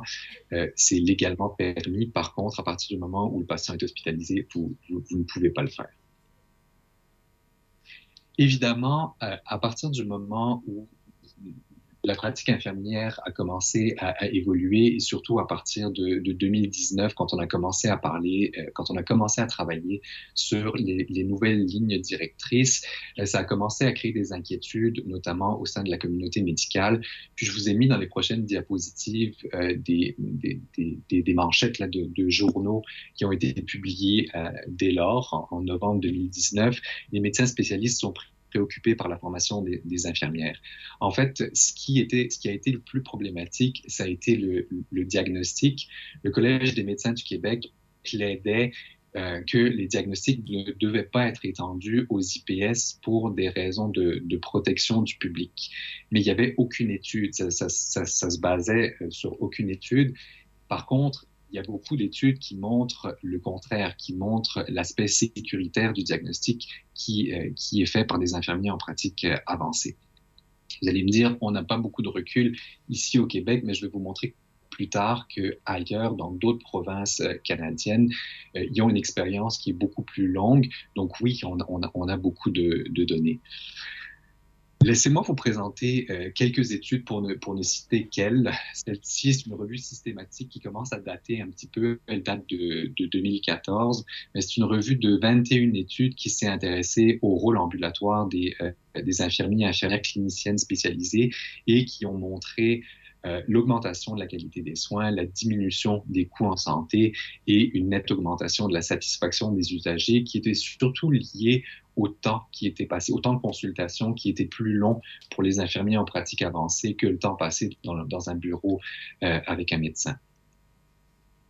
Une autre revue systématique donc de 2018 qui intègre ici 18 études qui proviennent principalement de pays à revenus élevés, donc qui ont été publiées jusqu'en 2017 et qui montrent des résultats similaires ou meilleurs dans des domaines de santé tels que les maladies cardiaques, le diabète, les rhumatismes, l'hypertension artérielle. Ça montre encore une fois une plus grande satisfaction des patients, puis on retrouve encore une fois cette notion de temps alloué aux consultations. Donc on voit que c'est quelque chose qui est important pour l'usager. Et ils se sont également intéressés, ces différentes études, au nombre de tests prescrits et au nombre d'ordonnances qui sont émises par des IPS par rapport au nombre d'ordonnances qui sont émises par la population médicale. Et ces 18 études n'ont pas montré de différence significative entre ce qui était prescrit par un IPS ou un IPA et un médecin. Donc, je vous le disais, effectivement, peu de recul au Québec pour le moment, mais l'expérience canadienne nous permet un recul un peu plus grand, étant donné que des provinces qui sont ailleurs dans le Canada ont permis la prescription aux IPS et le diagnostic aux IPS depuis le début des années 90, pour d'autres depuis le début des années 2000. Et ce qui est intéressant, c'est que dans aucune de ces trois provinces-là n'a de critères de référence obligatoires vers un médecin, ni de critères déterminant les maladies qui peuvent être diagnostiquées par les IPS, ce qui était le cas dans les anciennes lignes directrices au Québec. Il y avait des listes pour à peu près tout, des listes de ce qui pouvait être diagnostiqué, des listes de ce qui pouvait être prescrit, ce qui n'existe absolument plus aujourd'hui depuis 2021. Ça, ce sont des résultats d'études pan-canadiennes donc, qui ont été publiés entre 2009 et 2016, donc qui montrent encore une fois une hausse de la satisfaction des usagers. On parle de 24% ici dans les études de 2009. Une chute de la polypharmacie, donc un travail sur la déprescription par les infirmiers en pratique avancée. Une augmentation de l'accès aux soins de santé. Ce qui est intéressant aussi, c'est la réduction des transferts à l'urgence de patients qui seraient en établissement de longue durée, donc en EHPAD, et somme toute 93%, qui est un beau chiffre, des Canadiens qui sont convaincus que les infirmiers en pratique avancée peuvent satisfaire leurs besoins quotidiens en matière de santé. Finalement, le Collège des médecins a changé son point de vue et a été favorable, comme vous pouvez vous en douter, étant donné que c'est passé dans les lignes directrices, a été favorable à l'élargissement du champ de compétences des IPS. Et d'ailleurs, je vous laisse lire ce témoignage qu'on a retrouvé dans un article de la presse d'une chirurgienne cardiaque du centre hospitalier de l'Université de Montréal, qui montre bien l'importance de la collaboration, de l'interdisciplinarité dans laquelle s'inscrit la pratique infirmière avancée. L'idée n'a jamais été de travailler en silo, l'idée n'a jamais été de voler du travail à personne, mais bien de travailler ensemble, main dans la main, en collaboration, en ne perdant jamais le point de vue central qui est l'usager, qui est au centre de la prise en charge. On m'a demandé de vous parler d'innovation. C'est difficile de vous parler d'innovation sans parler de leadership, et on m'a demandé aussi de vous définir le leadership. C'est quelque chose dont on entend souvent parler, donc le leadership à toutes les sauces. Il n'y a pas de définition qui fait consensus en pratique infirmière avancée pour le leadership. Il y a des définitions et des cadres conceptuels qui ont été élaborés pour le leadership en gestion. Pour la pratique infirmière avancée, un petit peu moins. Donc, je vais essayer, selon je vais essayer de vous donner ma définition du leadership. Et évidemment, il y a beaucoup de choses qui ont été empruntées à la littérature. J'ai pris ce qui faisait du sens pour moi dans mes dernières années pratiques et j'ai essayé de faire ma propre définition. Mais tout d'abord, le leadership, c'est une compétence propre de la pratique infirmière avancée. Comme vous le voyez, je pense que vous utilisez également Amric en termes de référentiel de compétences, mais c'est une compétence qui n'est pas développée sur les bancs d'école. Il n'y a pas de cours en soi de leadership. D'ailleurs, je pense notamment en termes de pistes d'amélioration, mais des cours de gestion de projet qui pourraient être intégrés à la formation en pratique infirmière avancée et pourraient nous aider à développer ces compétences-ci. Pour moi, un leader, c'est quoi? Un leader, on l'associe souvent au dirigeant, mais un leader, c'est différent d'un dirigeant. Un leader, c'est un acteur de changement. Un leader, c'est une personne qui va accompagner des équipes au sens large du terme, vers une vision commune. Puis je pense que la vision commune de la pratique infirmière avancée, c'est l'accessibilité, augmenter l'accessibilité aux soins, augmenter la qualité des soins. Et ces deux objectifs-là passent notamment par l'expertise infirmière. Le leadership, pour être un leader, il faut être engagé. Il faut un engagement significatif, que ce soit un engagement au niveau clinique, que ce soit un engagement au niveau politique, que ce soit un engagement au niveau académique. Puis le leadership se fait en innovant. Je pense qu'en tant qu'infirmier en pratique avancée, je ne sais pas sous quelle direction vous êtes en France, mais ici au Québec, les IPS sont sous la direction directe de la directrice ou du directeur des soins infirmiers. Donc, il n'y a pas de gestionnaire intermédiaire entre le directeur des soins infirmiers et l'IPS. Donc, ça permet aux IPS d'avoir une tribune, une audience particulière, puis d'être invité à différentes tables où les directeurs sont présents. Puis, ça permet justement de pouvoir participer à ces échanges-là. Donc, le leadership clinique des IPS a permis d'innover à différents niveaux. Je vais vous parler d'innovation au niveau macro, donc qui ont été parties par le gouvernement, mais aussi des initiatives plus micro, donc ascendantes, qui sont parties des équipes en place et qui ont très bien fonctionné. Ici, deux exemples d'initiatives macro, donc qui sont parties d'une initiative gouvernementale pour répondre à une crise dans les urgences. En décembre 2022, le taux d'occupation des urgences a été les urgences étaient très achalandées, donc le gouvernement a décidé d'ouvrir 2 cliniques d'infirmières praticiennes spécialisées en soins primaires. Puis l'objectif était de sortir les usagers qui avaient des priorités 4 et 5, donc des priorités plus faibles, des urgences, puis les réorienter vers des cliniques de première ligne.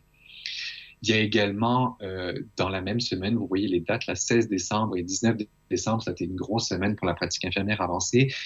L'Université de Montréal a ouvert une clinique-école dans les locaux de l'université où des étudiantes en soins infirmiers rencontraient des patients avec des IPS, encore une fois, dans une volonté d'accessibilité aux soins. Actuellement, en 2022, il y en a 2 qui ont ouvert en même temps. Aujourd'hui, en 2024, on a 5 cliniques de ce type-là et l'objectif qui a été annoncé par la directrice nationale des soins infirmiers est d'ouvrir 23 cliniques durant les 5 prochaines années. D'autres projets que j'appelle, moi, ascendants, donc des projets qui sont partis par les équipes en place. La clinique SAPSA, ça c'est une clinique privée qui a ouvert en 2011, donc une clinique ainsi qu'une clinique mobile qui s'adresse plutôt à une population vulnérable, des patients qui vivent avec l'hépatite C et le VIH, donc qui fonctionne très très bien et qui a été un exemple de leadership clinique précoce de 2011. La clinique Archimède, c'est un modèle de soins qui est basé sur le partenariat avec l'usager. Ce qu'ont voulu mettre en place les personnes qui ont créé ce modèle-là, c'est d'éviter que le patient passe toujours par un médecin. Donc, on s'est rendu compte que d'autres professionnels de santé étaient tout à fait capables de répondre aux besoins du patient selon le besoin qui était exprimé. Et l'objectif de l'ouverture de cette clinique-là a vraiment été de mettre l'accent sur l'utilisation optimale du champ de compétences des professionnels qui pouvaient travailler. Puis, je trouve très intéressant le nom qui a été donné à cette clinique-là, Archimède. Archimède qui a été le premier à s'intéresser au principe du levier. Et c'est d'ailleurs sur ce modèle qui date de 2017 que s'est inspiré le gouvernement du Québec qui, en 2022, a voulu changer son orientation et son modèle de soins en première ligne. Donc, ils ont pris ce modèle-là de la clinique Archimède et ils ont voulu l'exporter à l'ensemble de la province. Donc, l'idée, c'est vraiment d'avoir une porte d'entrée, un accès unique à la première ligne. Donc, l'usager qui veut avoir accès à un professionnel de première ligne peut y avoir accès, mais tout ne passe pas par le médecin. L'usager peut aller voir selon ses besoins l'infirmière praticienne spécialisée, le pharmacien, le travailleur social, le physiothérapeute ou le médecin. Donc, c'est plus médico-centrique, mais c'est vraiment un travail collaboratif dans le but, encore une fois, d'augmenter l'accessibilité aux soins puis de permettre à l'usager de voir le bon professionnel au bon moment. Un autre modèle, et ce modèle qui est, ça c'est un projet sur lequel j'ai travaillé avec ma collègue à l'hôpital Notre-Dame où j'exerce, où nous avons ouvert un service de consultation externe en 2021. Ce projet-là est né d'un constat, encore une fois, une problématique d'urgence qui sont saturées, une problématique de temps de séjour hospitalier qui était trop long. On s'est rendu compte qu'un patient qui était hospitalisé ou qui passait à l'urgence, à qui on découvrait une maladie chronique et qui était débalancé ou qui était déjà porteur d'une maladie chronique et qui était décompensé lors de son passage à l'hôpital, il y avait deux options. Soit on prolongeait son séjour pour pouvoir investiguer, pour pouvoir traiter, soit on l'envoyait dans la communauté vers son médecin de famille. Or, au Québec, comme en France, je l'imagine, une grande problématique d'accès à un médecin de famille. Donc, à ce moment-là, on s'est dit, pourquoi ne pas ouvrir une clinique pour justement répondre à ce besoin-là de manière ponctuelle, étant donné qu'on travaille en soins de deuxième ligne dans un hôpital communautaire. L'objectif n'était pas de faire du suivi longitudinal de personnes avec des pathologies chroniques stables, mais vraiment de prendre des patients instables, de prendre des patients instables, de stabiliser leur pathologie et de les envoyer ensuite vers la communauté. Donnez-moi un instant, je vais prendre une gorgée d'eau. Pour comprendre comment est-ce que ce projet a fonctionné, je pense que c'est important de comprendre les différentes étapes d'implantation. Nous sommes 2 IPS à être arrivés en septembre 2020 en médecine interne à l'hôpital Notre-Dame de Montréal. Il y a eu différentes barrières à l'implantation du rôle. Donc, la première barrière, c'est qu'on est arrivé en pleine pandémie, donc ce qui n'a pas vraiment facilité l'implantation du rôle. La deuxième barrière, c'est qu'il n'y avait pas de vision à long terme par rapport au rôle. Tout le monde était très enclin à mettre en place, à établir le rôle, à nous accompagner là-dedans, mais il n'y avait pas de vision à long terme. Vous l'avez vu, 2021, il y a eu un changement de ligne directrice, donc on était déjà là-dedans dans la préparation au changement des lignes directrices.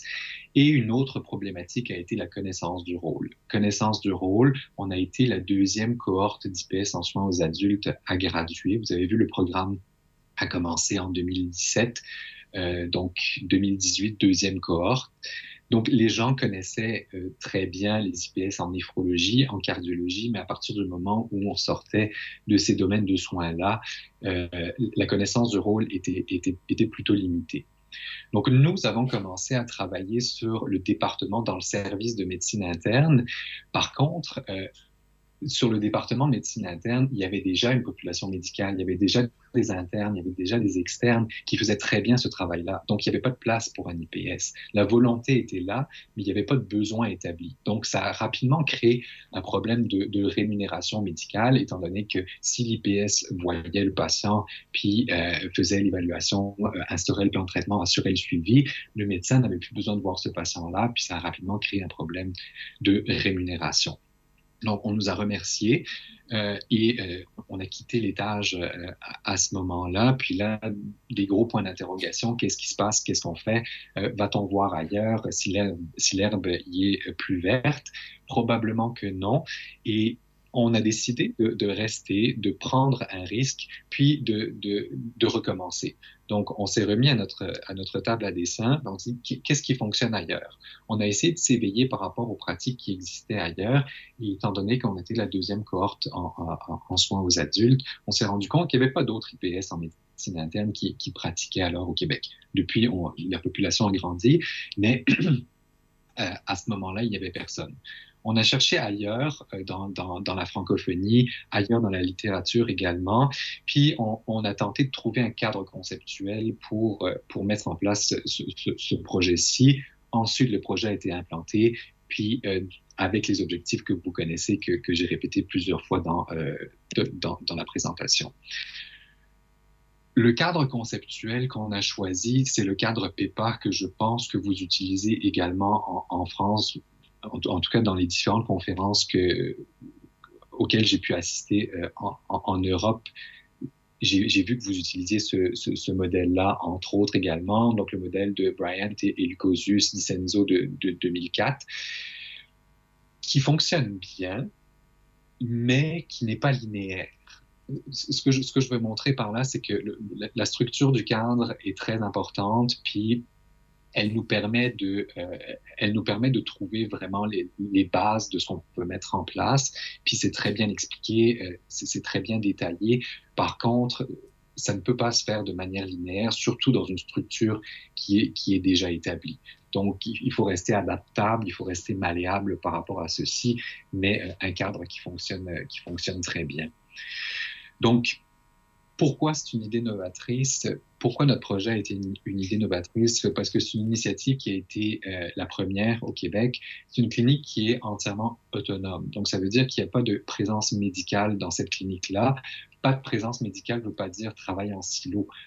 Pas de présence médicale veut dire des corridors de collaboration solides qui ont été mis en place avec la communauté médicale, avec la communauté infirmière, pour que l'IPS puisse travailler sur son plein champ de compétences. Donc, c'est une clinique qui a été ouverte en collaboration avec l'urgence et la médecine interne, selon des critères qui ont été définis, encore une fois, avec l'urgence et la médecine interne. Puis l'objectif principal, comme je vous l'ai dit, c'est d'augmenter l'accessibilité aux soins. En augmentant l'accessibilité aux soins, ça nous permet de prévenir les complications qui sont liées aux maladies chroniques et par conséquent, ça engendre toute une cascade. Donc, la diminution du nombre de passages à l'urgence, étant donné que la maladie chronique est stabilisée, la personne se présente moins à l'urgence, la personne est moins hospitalisée. On diminue la liste d'attente en spécialité. Pourquoi? Parce que pendant que nous voyons ces patients pour lesquels nous avons développé une expertise, les internistes, donc les spécialistes en médecine interne, peuvent voir plus de patients avec des pathologies qui sont plus complexes en médecine interne. Puis, ça permet également de limiter les usagers qui sont perdus au suivi. Et encore une fois, la mobilisation de l'expertise IPS, le travail sur le plein champ de compétences qui est vraiment mon cheval de bataille. Parlons un petit peu des barrières et des facilitateurs à l'implantation de ce projet-là. Vous l'avez vu, il y a eu un projet ministériel d'implantation de cliniques en première ligne qui arrivait un petit peu après le nôtre, mais la volonté des équipes de gestion a été d'intégrer notre projet au même cadre de gestion. Malheureusement, la réalité des usagers et les trajectoires des usagers ne sont pas les mêmes en première ligne qu'en deuxième ligne. Donc, ça a été un frein.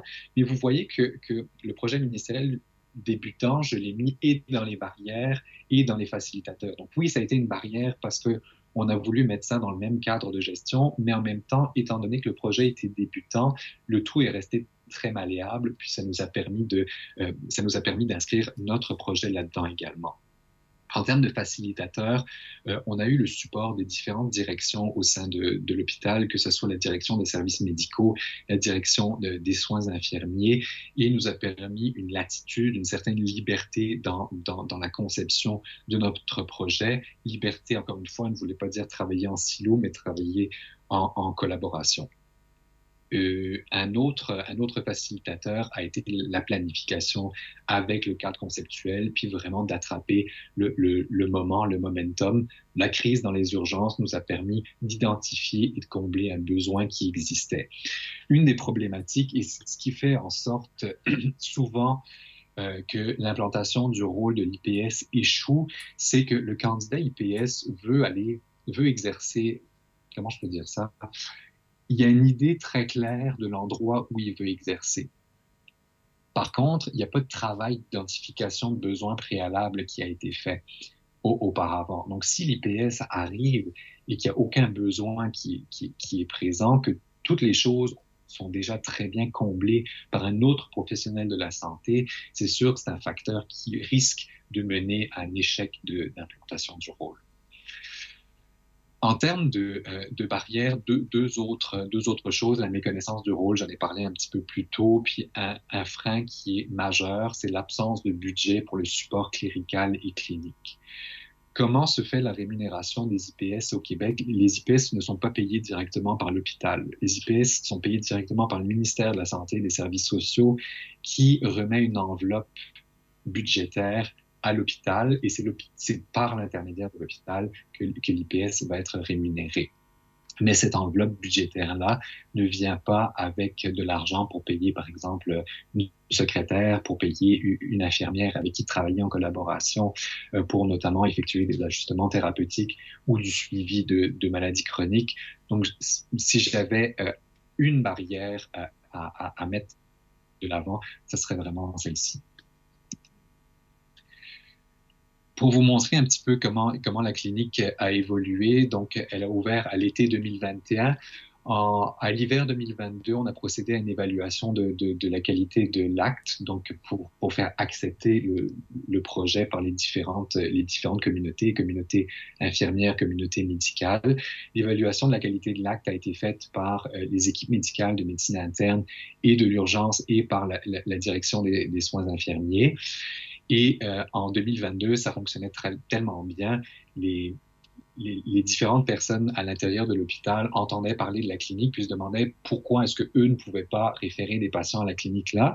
Donc, on a décidé d'élargir l'offre de services à l'ensemble des unités qui hospitalisaient des patients à l'intérieur de l'hôpital. Donc, ça comprenait la médecine familiale, la neurologie, l'ophtalmologie, la chirurgie. Il y en a eu d'autres également. Et en 2022, nous avons fait plus de 1600 visites à 2 ressources IPS à temps plein. En 2023, on a continué d'élargir l'offre de services en pneumologie. On s'est rendu compte que les patients qui se présentaient avec un bronchospasme à l'urgence ou un nouveau diagnostic de maladie pulmonaire obstructive chronique, donc de BPCO, avaient de la peine à avoir un rendez-vous rapide en pneumologie. Donc, on a décidé d'élargir cette offre de services-là et de répondre à ce besoin. Et là, c'est plus de 1800 visites qui ont été effectuées à 1,5 ressources IPS. Pourquoi 1,5? Parce que 2023 a été l'année où moi, j'ai quitté à 50% pour l'enseignement. En novembre 2023, donc très récemment, ça marchait si bien qu'on a engagé un 3e IPS à temps plein également et on projette plus de 2400 visites pour l'année 2024 à 2,5 ressources IPS, donc équivalent temps plein, soit une augmentation de 23%. Petite étoile en bas à gauche, donc petit bémol, évidemment ces chiffres excluent les suivis qui sont non répertoriés. Non répertoriés veut dire donc qui n'ont pas été rentrés dans les plannings, dans les agendas, parce que ça a été des suivis téléphoniques ou ça a été des retours d'appel à des patients qui nous laissaient des messages ou traiter des laboratoires, changer des thérapeutiques à ce moment-là. Donc ça, c'est une chose sur laquelle il va falloir travailler, remédier pour avoir des statistiques qui sont un petit peu plus fiables. Notre projet, c'est un projet qui est aligné avec la lunette politique, donc avec le projet du ministère de la Santé et des Services sociaux et les priorités de l'établissement. Vous voyez ici des extraits du plan stratégique, donc du plan santé du ministère de la Santé, qui orientait ses axes de travail sur 4 enjeux. Ici, vous voyez 3 enjeux. Le quatrième enjeu était plus axé sur la préparation à la prochaine pandémie, en espérant qu'il n'y en ait jamais. Mais cet enjeu-là, je l'ai sorti de ma présentation, qui s'appliquait un petit peu moins. Donc, effectivement, le projet s'inscrit dans l'enjeu numéro 1, qui est d'améliorer l'accès aux professionnels et aux services. Donc, en collaborant avec la première ligne, ça permet d'offrir un accès plus rapide aux services de première ligne, notamment en assurant une transition sécuritaire de l'hôpital vers la communauté. On diminue le temps d'attente à l'urgence et on améliore l'accès aux services spécialisés en diminuant la liste d'attente en médecine spécialisée et en permettant à la population médicale, par conséquent, de voir plus de patients qu'ils devraient voir, donc des patients qui sont plus complexes. Notre projet s'inscrit également dans l'orientation numéro 2, donc de moderniser le réseau et ses approches en offrant une approche qui est adaptée aux besoins de la population. Les usagers du territoire que couvre notre hôpital présentent des besoins particuliers. On a une clientèle, on a beaucoup de demandeurs d'asile, d'immigrants, de clientèle avec des problématiques de santé mentale, des problématiques de toxicomanie, donc avec une approche à adapter. Et enfin, l'enjeu numéro 3, le plein potentiel du personnel, c'est encore une fois, c'est permettre à l'infirmier en pratique avancée d'utiliser l'ensemble de son champ de compétences. Il suffit pas d'avoir une bonne idée, mais il faut aussi la faire entendre. Puis je vous ai mis ici, puis c'est bien normal que vous n'arriviez pas à le lire. L'objectif, c'est pas que vous le lisiez, mais c'est pour montrer qu'on est un peu une aiguille dans une... Tu peux lire le truc, le principe de la augmenter la visibilité. Je vous entends, je ne sais pas s'il y a une question dans le... Un micro ouvert. Je vais continuer ma présentation. Donc, effectivement, il ne suffit pas d'avoir la bonne idée, il faut aussi la publiciser, il faut augmenter la visibilité parce que rapidement, vous pouvez vous perdre dans un organigramme. Je vous ai mis ici l'organigramme de notre hôpital qui part du ministre de la Santé et des Services sociaux, les différentes directions en différentes couleurs et enfin, en bas de l'échelle, la clinique Le Lien, donc la clinique IPS, malgré la tribune dont je parlais tantôt, l'IPS qui est placée directement sous la direction des soins infirmiers, on reste des maillons qui sont au bas de l'échelle. Donc, il faut savoir, publiciser, il faut savoir rayonner et notre projet a eu l'opportunité de rayonner dans différents congrès, notamment aujourd'hui. Encore une fois, merci pour cette opportunité-là. Mais tout a commencé en 2022. Puis à partir du moment où le projet a fait parler de lui, les invitations de congrès en congrès se sont faites. Puis c'est vraiment comme ça qu'on a réussi à grandir. D'ailleurs, une petite anecdote, le deuxième congrès où j'ai d'ailleurs rencontré Esther à Ottawa en 2022, on présentait le projet sur une affiche que vous voyez en bas à droite. Puis une délégation est arrivée à un moment devant l'affiche, puis plusieurs personnes étaient devant nous en disant « Ah, c'est un projet formidable, dans quel établissement vous le faites ?» Puis c'était la direction de l'hôpital dans lequel on exerce. Donc, pour vous dire, avant cette opportunité de rayonnement-là, l'hôpital, la direction de l'hôpital ne savait pas que ce projet existait. Donc, d'où l'importance de communiquer avec les bonnes ressources au bon moment, puis d'être invité aux différentes tables. Si on essaye de recenser les éléments qui ont fonctionné, ça a vraiment été de saisir une opportunité, de saisir le momentum. Pour nous, ce qui a été la crise dans les urgences. La deuxième, c'est l'identification d'un besoin qui est non comblé. L'utilisation du cadre conceptuel a été gagnant aussi dans l'établissement de ce projet-là. Et une chose qu'il faut absolument mettre de l'avant, c'est la collaboration. Ne pas travailler en silo, je l'ai dit à plusieurs reprises, mais je pense que c'est un leitmotiv. La collaboration, la rétroaction des partenaires locaux, qu'ils soient médicaux, qu'ils soient infirmiers, vraiment important de travailler ensemble main dans la main. Et ensuite, ce qui a fait en sorte que le projet fonctionne, c'est qu'on a fait parler de lui. C'est vraiment le rayonnement et la visibilité. Aujourd'hui, on est plus dans la pérennisation du modèle, puis on essaie de voir un petit peu plus loin. Ce qu'on voudrait, ce qu'on souhaite, c'est un projet de recherche pour faire parler les indicateurs cliniques. Actuellement, on a des chiffres sur le nombre de visites qui ont été faites, mais on aimerait vraiment voir à quel point ça a diminué le temps d'hospitalisation, à quel point ça a diminué le nombre de passages à l'urgence. On veut évidemment élargir l'offre de services à d'autres personnes, à d'autres sources, puis on veut transférer. On a commencé à transférer, il y a d'autres établissements sur l'île de Montréal et ailleurs au Québec qui ont choisi de prendre ce modèle, puis de l'ouvrir, puis on voudrait également qu'il soit transférable ailleurs dans la francophonie et ailleurs au Canada. Je terminerai là-dessus, donc des exemples plus concrets pour vous montrer le type de patients qui sont vus. Donc ça, c'est un exemple de cas multidirection. Un homme de 69 ans sans domicile fixe qui s'est présenté à l'urgence à de multiples reprises pour un diabète débalancé, pour lequel il a été pris en charge, renvoyé dans la communauté, redirigé vers notre clinique. On a travaillé avec différentes ressources, que ce soit l'IPS en santé mentale, le travailleur social, l'infirmière en gestion des maladies chroniques, les équipes médicales de gériatrie, les services de soutien à domicile. Puis, avec tout ce travail-là, puis ces différents acteurs, on a réussi à stabiliser les maladies chroniques. On a réussi à retrouver un domicile fixe à cet usager-là, puis cette personne ne s'est plus jamais représentée dans une urgence du Québec. Deuxième cas, ça c'est un exemple de cas de collaboration avec la fondation de l'hôpital. C'est une femme de 28 ans, une étudiante étrangère qui est arrivée au Québec et qui, quelques jours plus tard, a fait 2 embolies pulmonaires massives, une acidocétose diabétique, donc diagnostic de diabète de type 1 de novo, à qui on a rapidement donné congé de l'hôpital parce qu'il y avait une problématique de prise en charge du coût hospitalier, étant donné qu'elle n'avait pas de statut fixe au Canada. Donc, elle a été redirigée vers notre clinique, étant donné que la problématique de rémunération n'est pas la même, étant donné que les IPS ne sont pas payés à l'acte, mais sont payés de manière forfaitaire.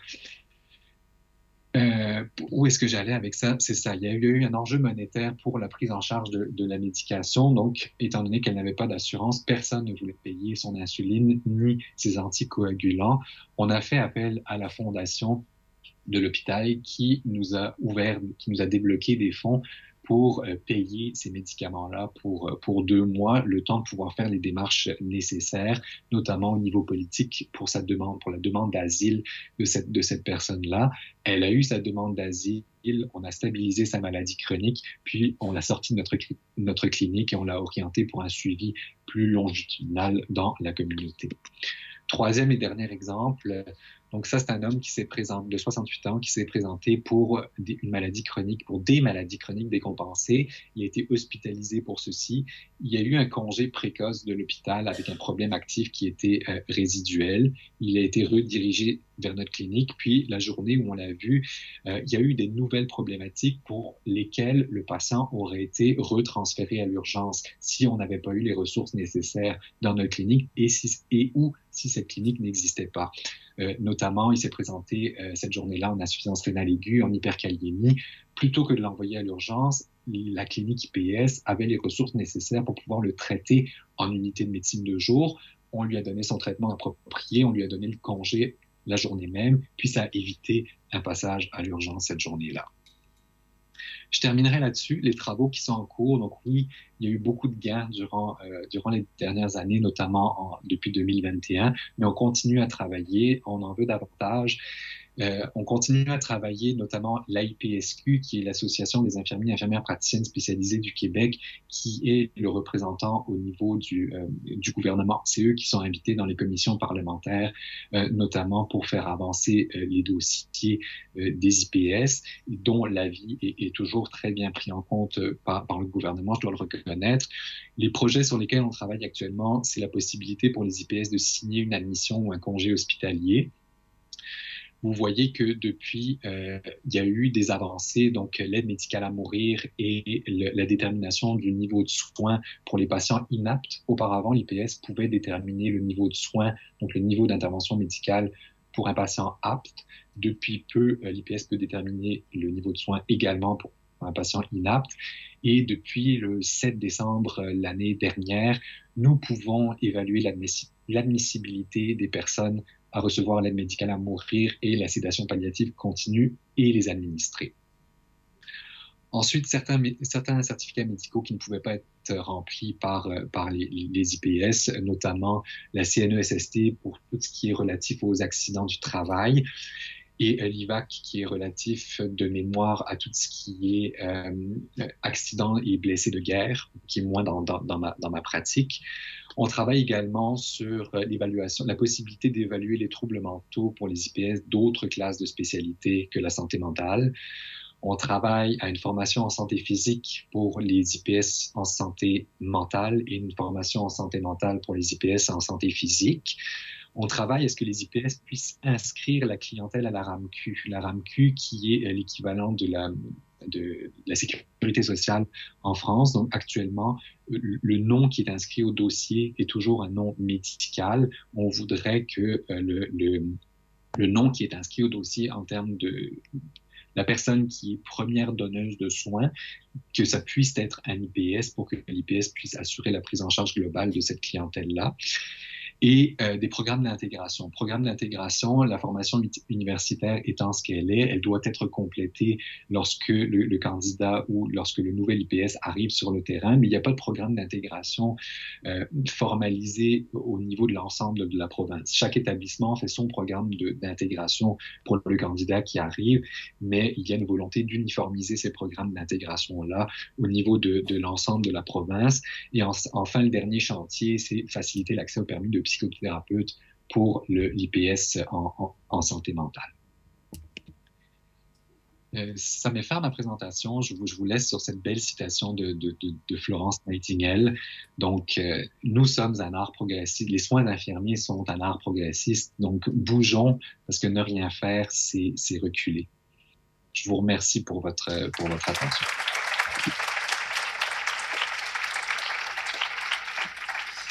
Esther, est-ce que tu avais quelque chose à dire?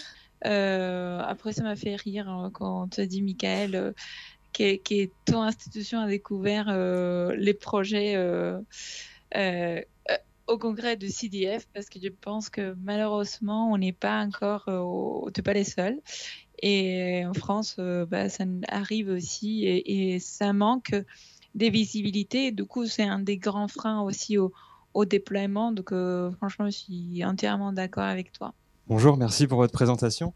J'ai une question parce que vous avez beaucoup abordé la législation au Québec et donc 2021 était une période de transition pour vous. J'aurais aimé savoir comment s'est passée justement cette transition pour les IPS qui étaient qui avaient des diplômes antérieurs au vu de cet élargissement du champ de compétences. Est-ce qu'il a été nécessaire de nouvelles formations ou est-ce que ça s'est fait assez simplement? Enfin, c'est des interrogations que j'ai parce que je pense que nous en France ça va évoluer aussi et avec de nouvelles missions et je ne sais pas dans quel cadre les choses vont s'organiser. Merci. Merci pour votre question. Effectivement, les IPS qui étaient en place avant le changement de législation étaient les IPS en cardio et les IPS en néphrologie qui ont perdu leur titre d'IPS en cardiologie, néphrologie, puis qui ont bénéficié du titre d'IPS en soins aux adultes, mais leur domaine de soins n'ont pas changé. Donc, en termes d'expertise clinique, il n'y a pas eu de mise à niveau à faire à ce moment-là. Par contre, par rapport à tout ce qui était changement législatif, notamment par rapport au diagnostic, la prescription de traitement, il y a des formations qui ont été données de mise à niveau, des formations obligatoires qui ont été rendues disponibles par le ministère. Et un accompagnement, évidemment, par les directions de soins infirmiers qui sont en place. Merci beaucoup, Michael. Merci, Esther. Merci à vous. Très bonne suite des congrès.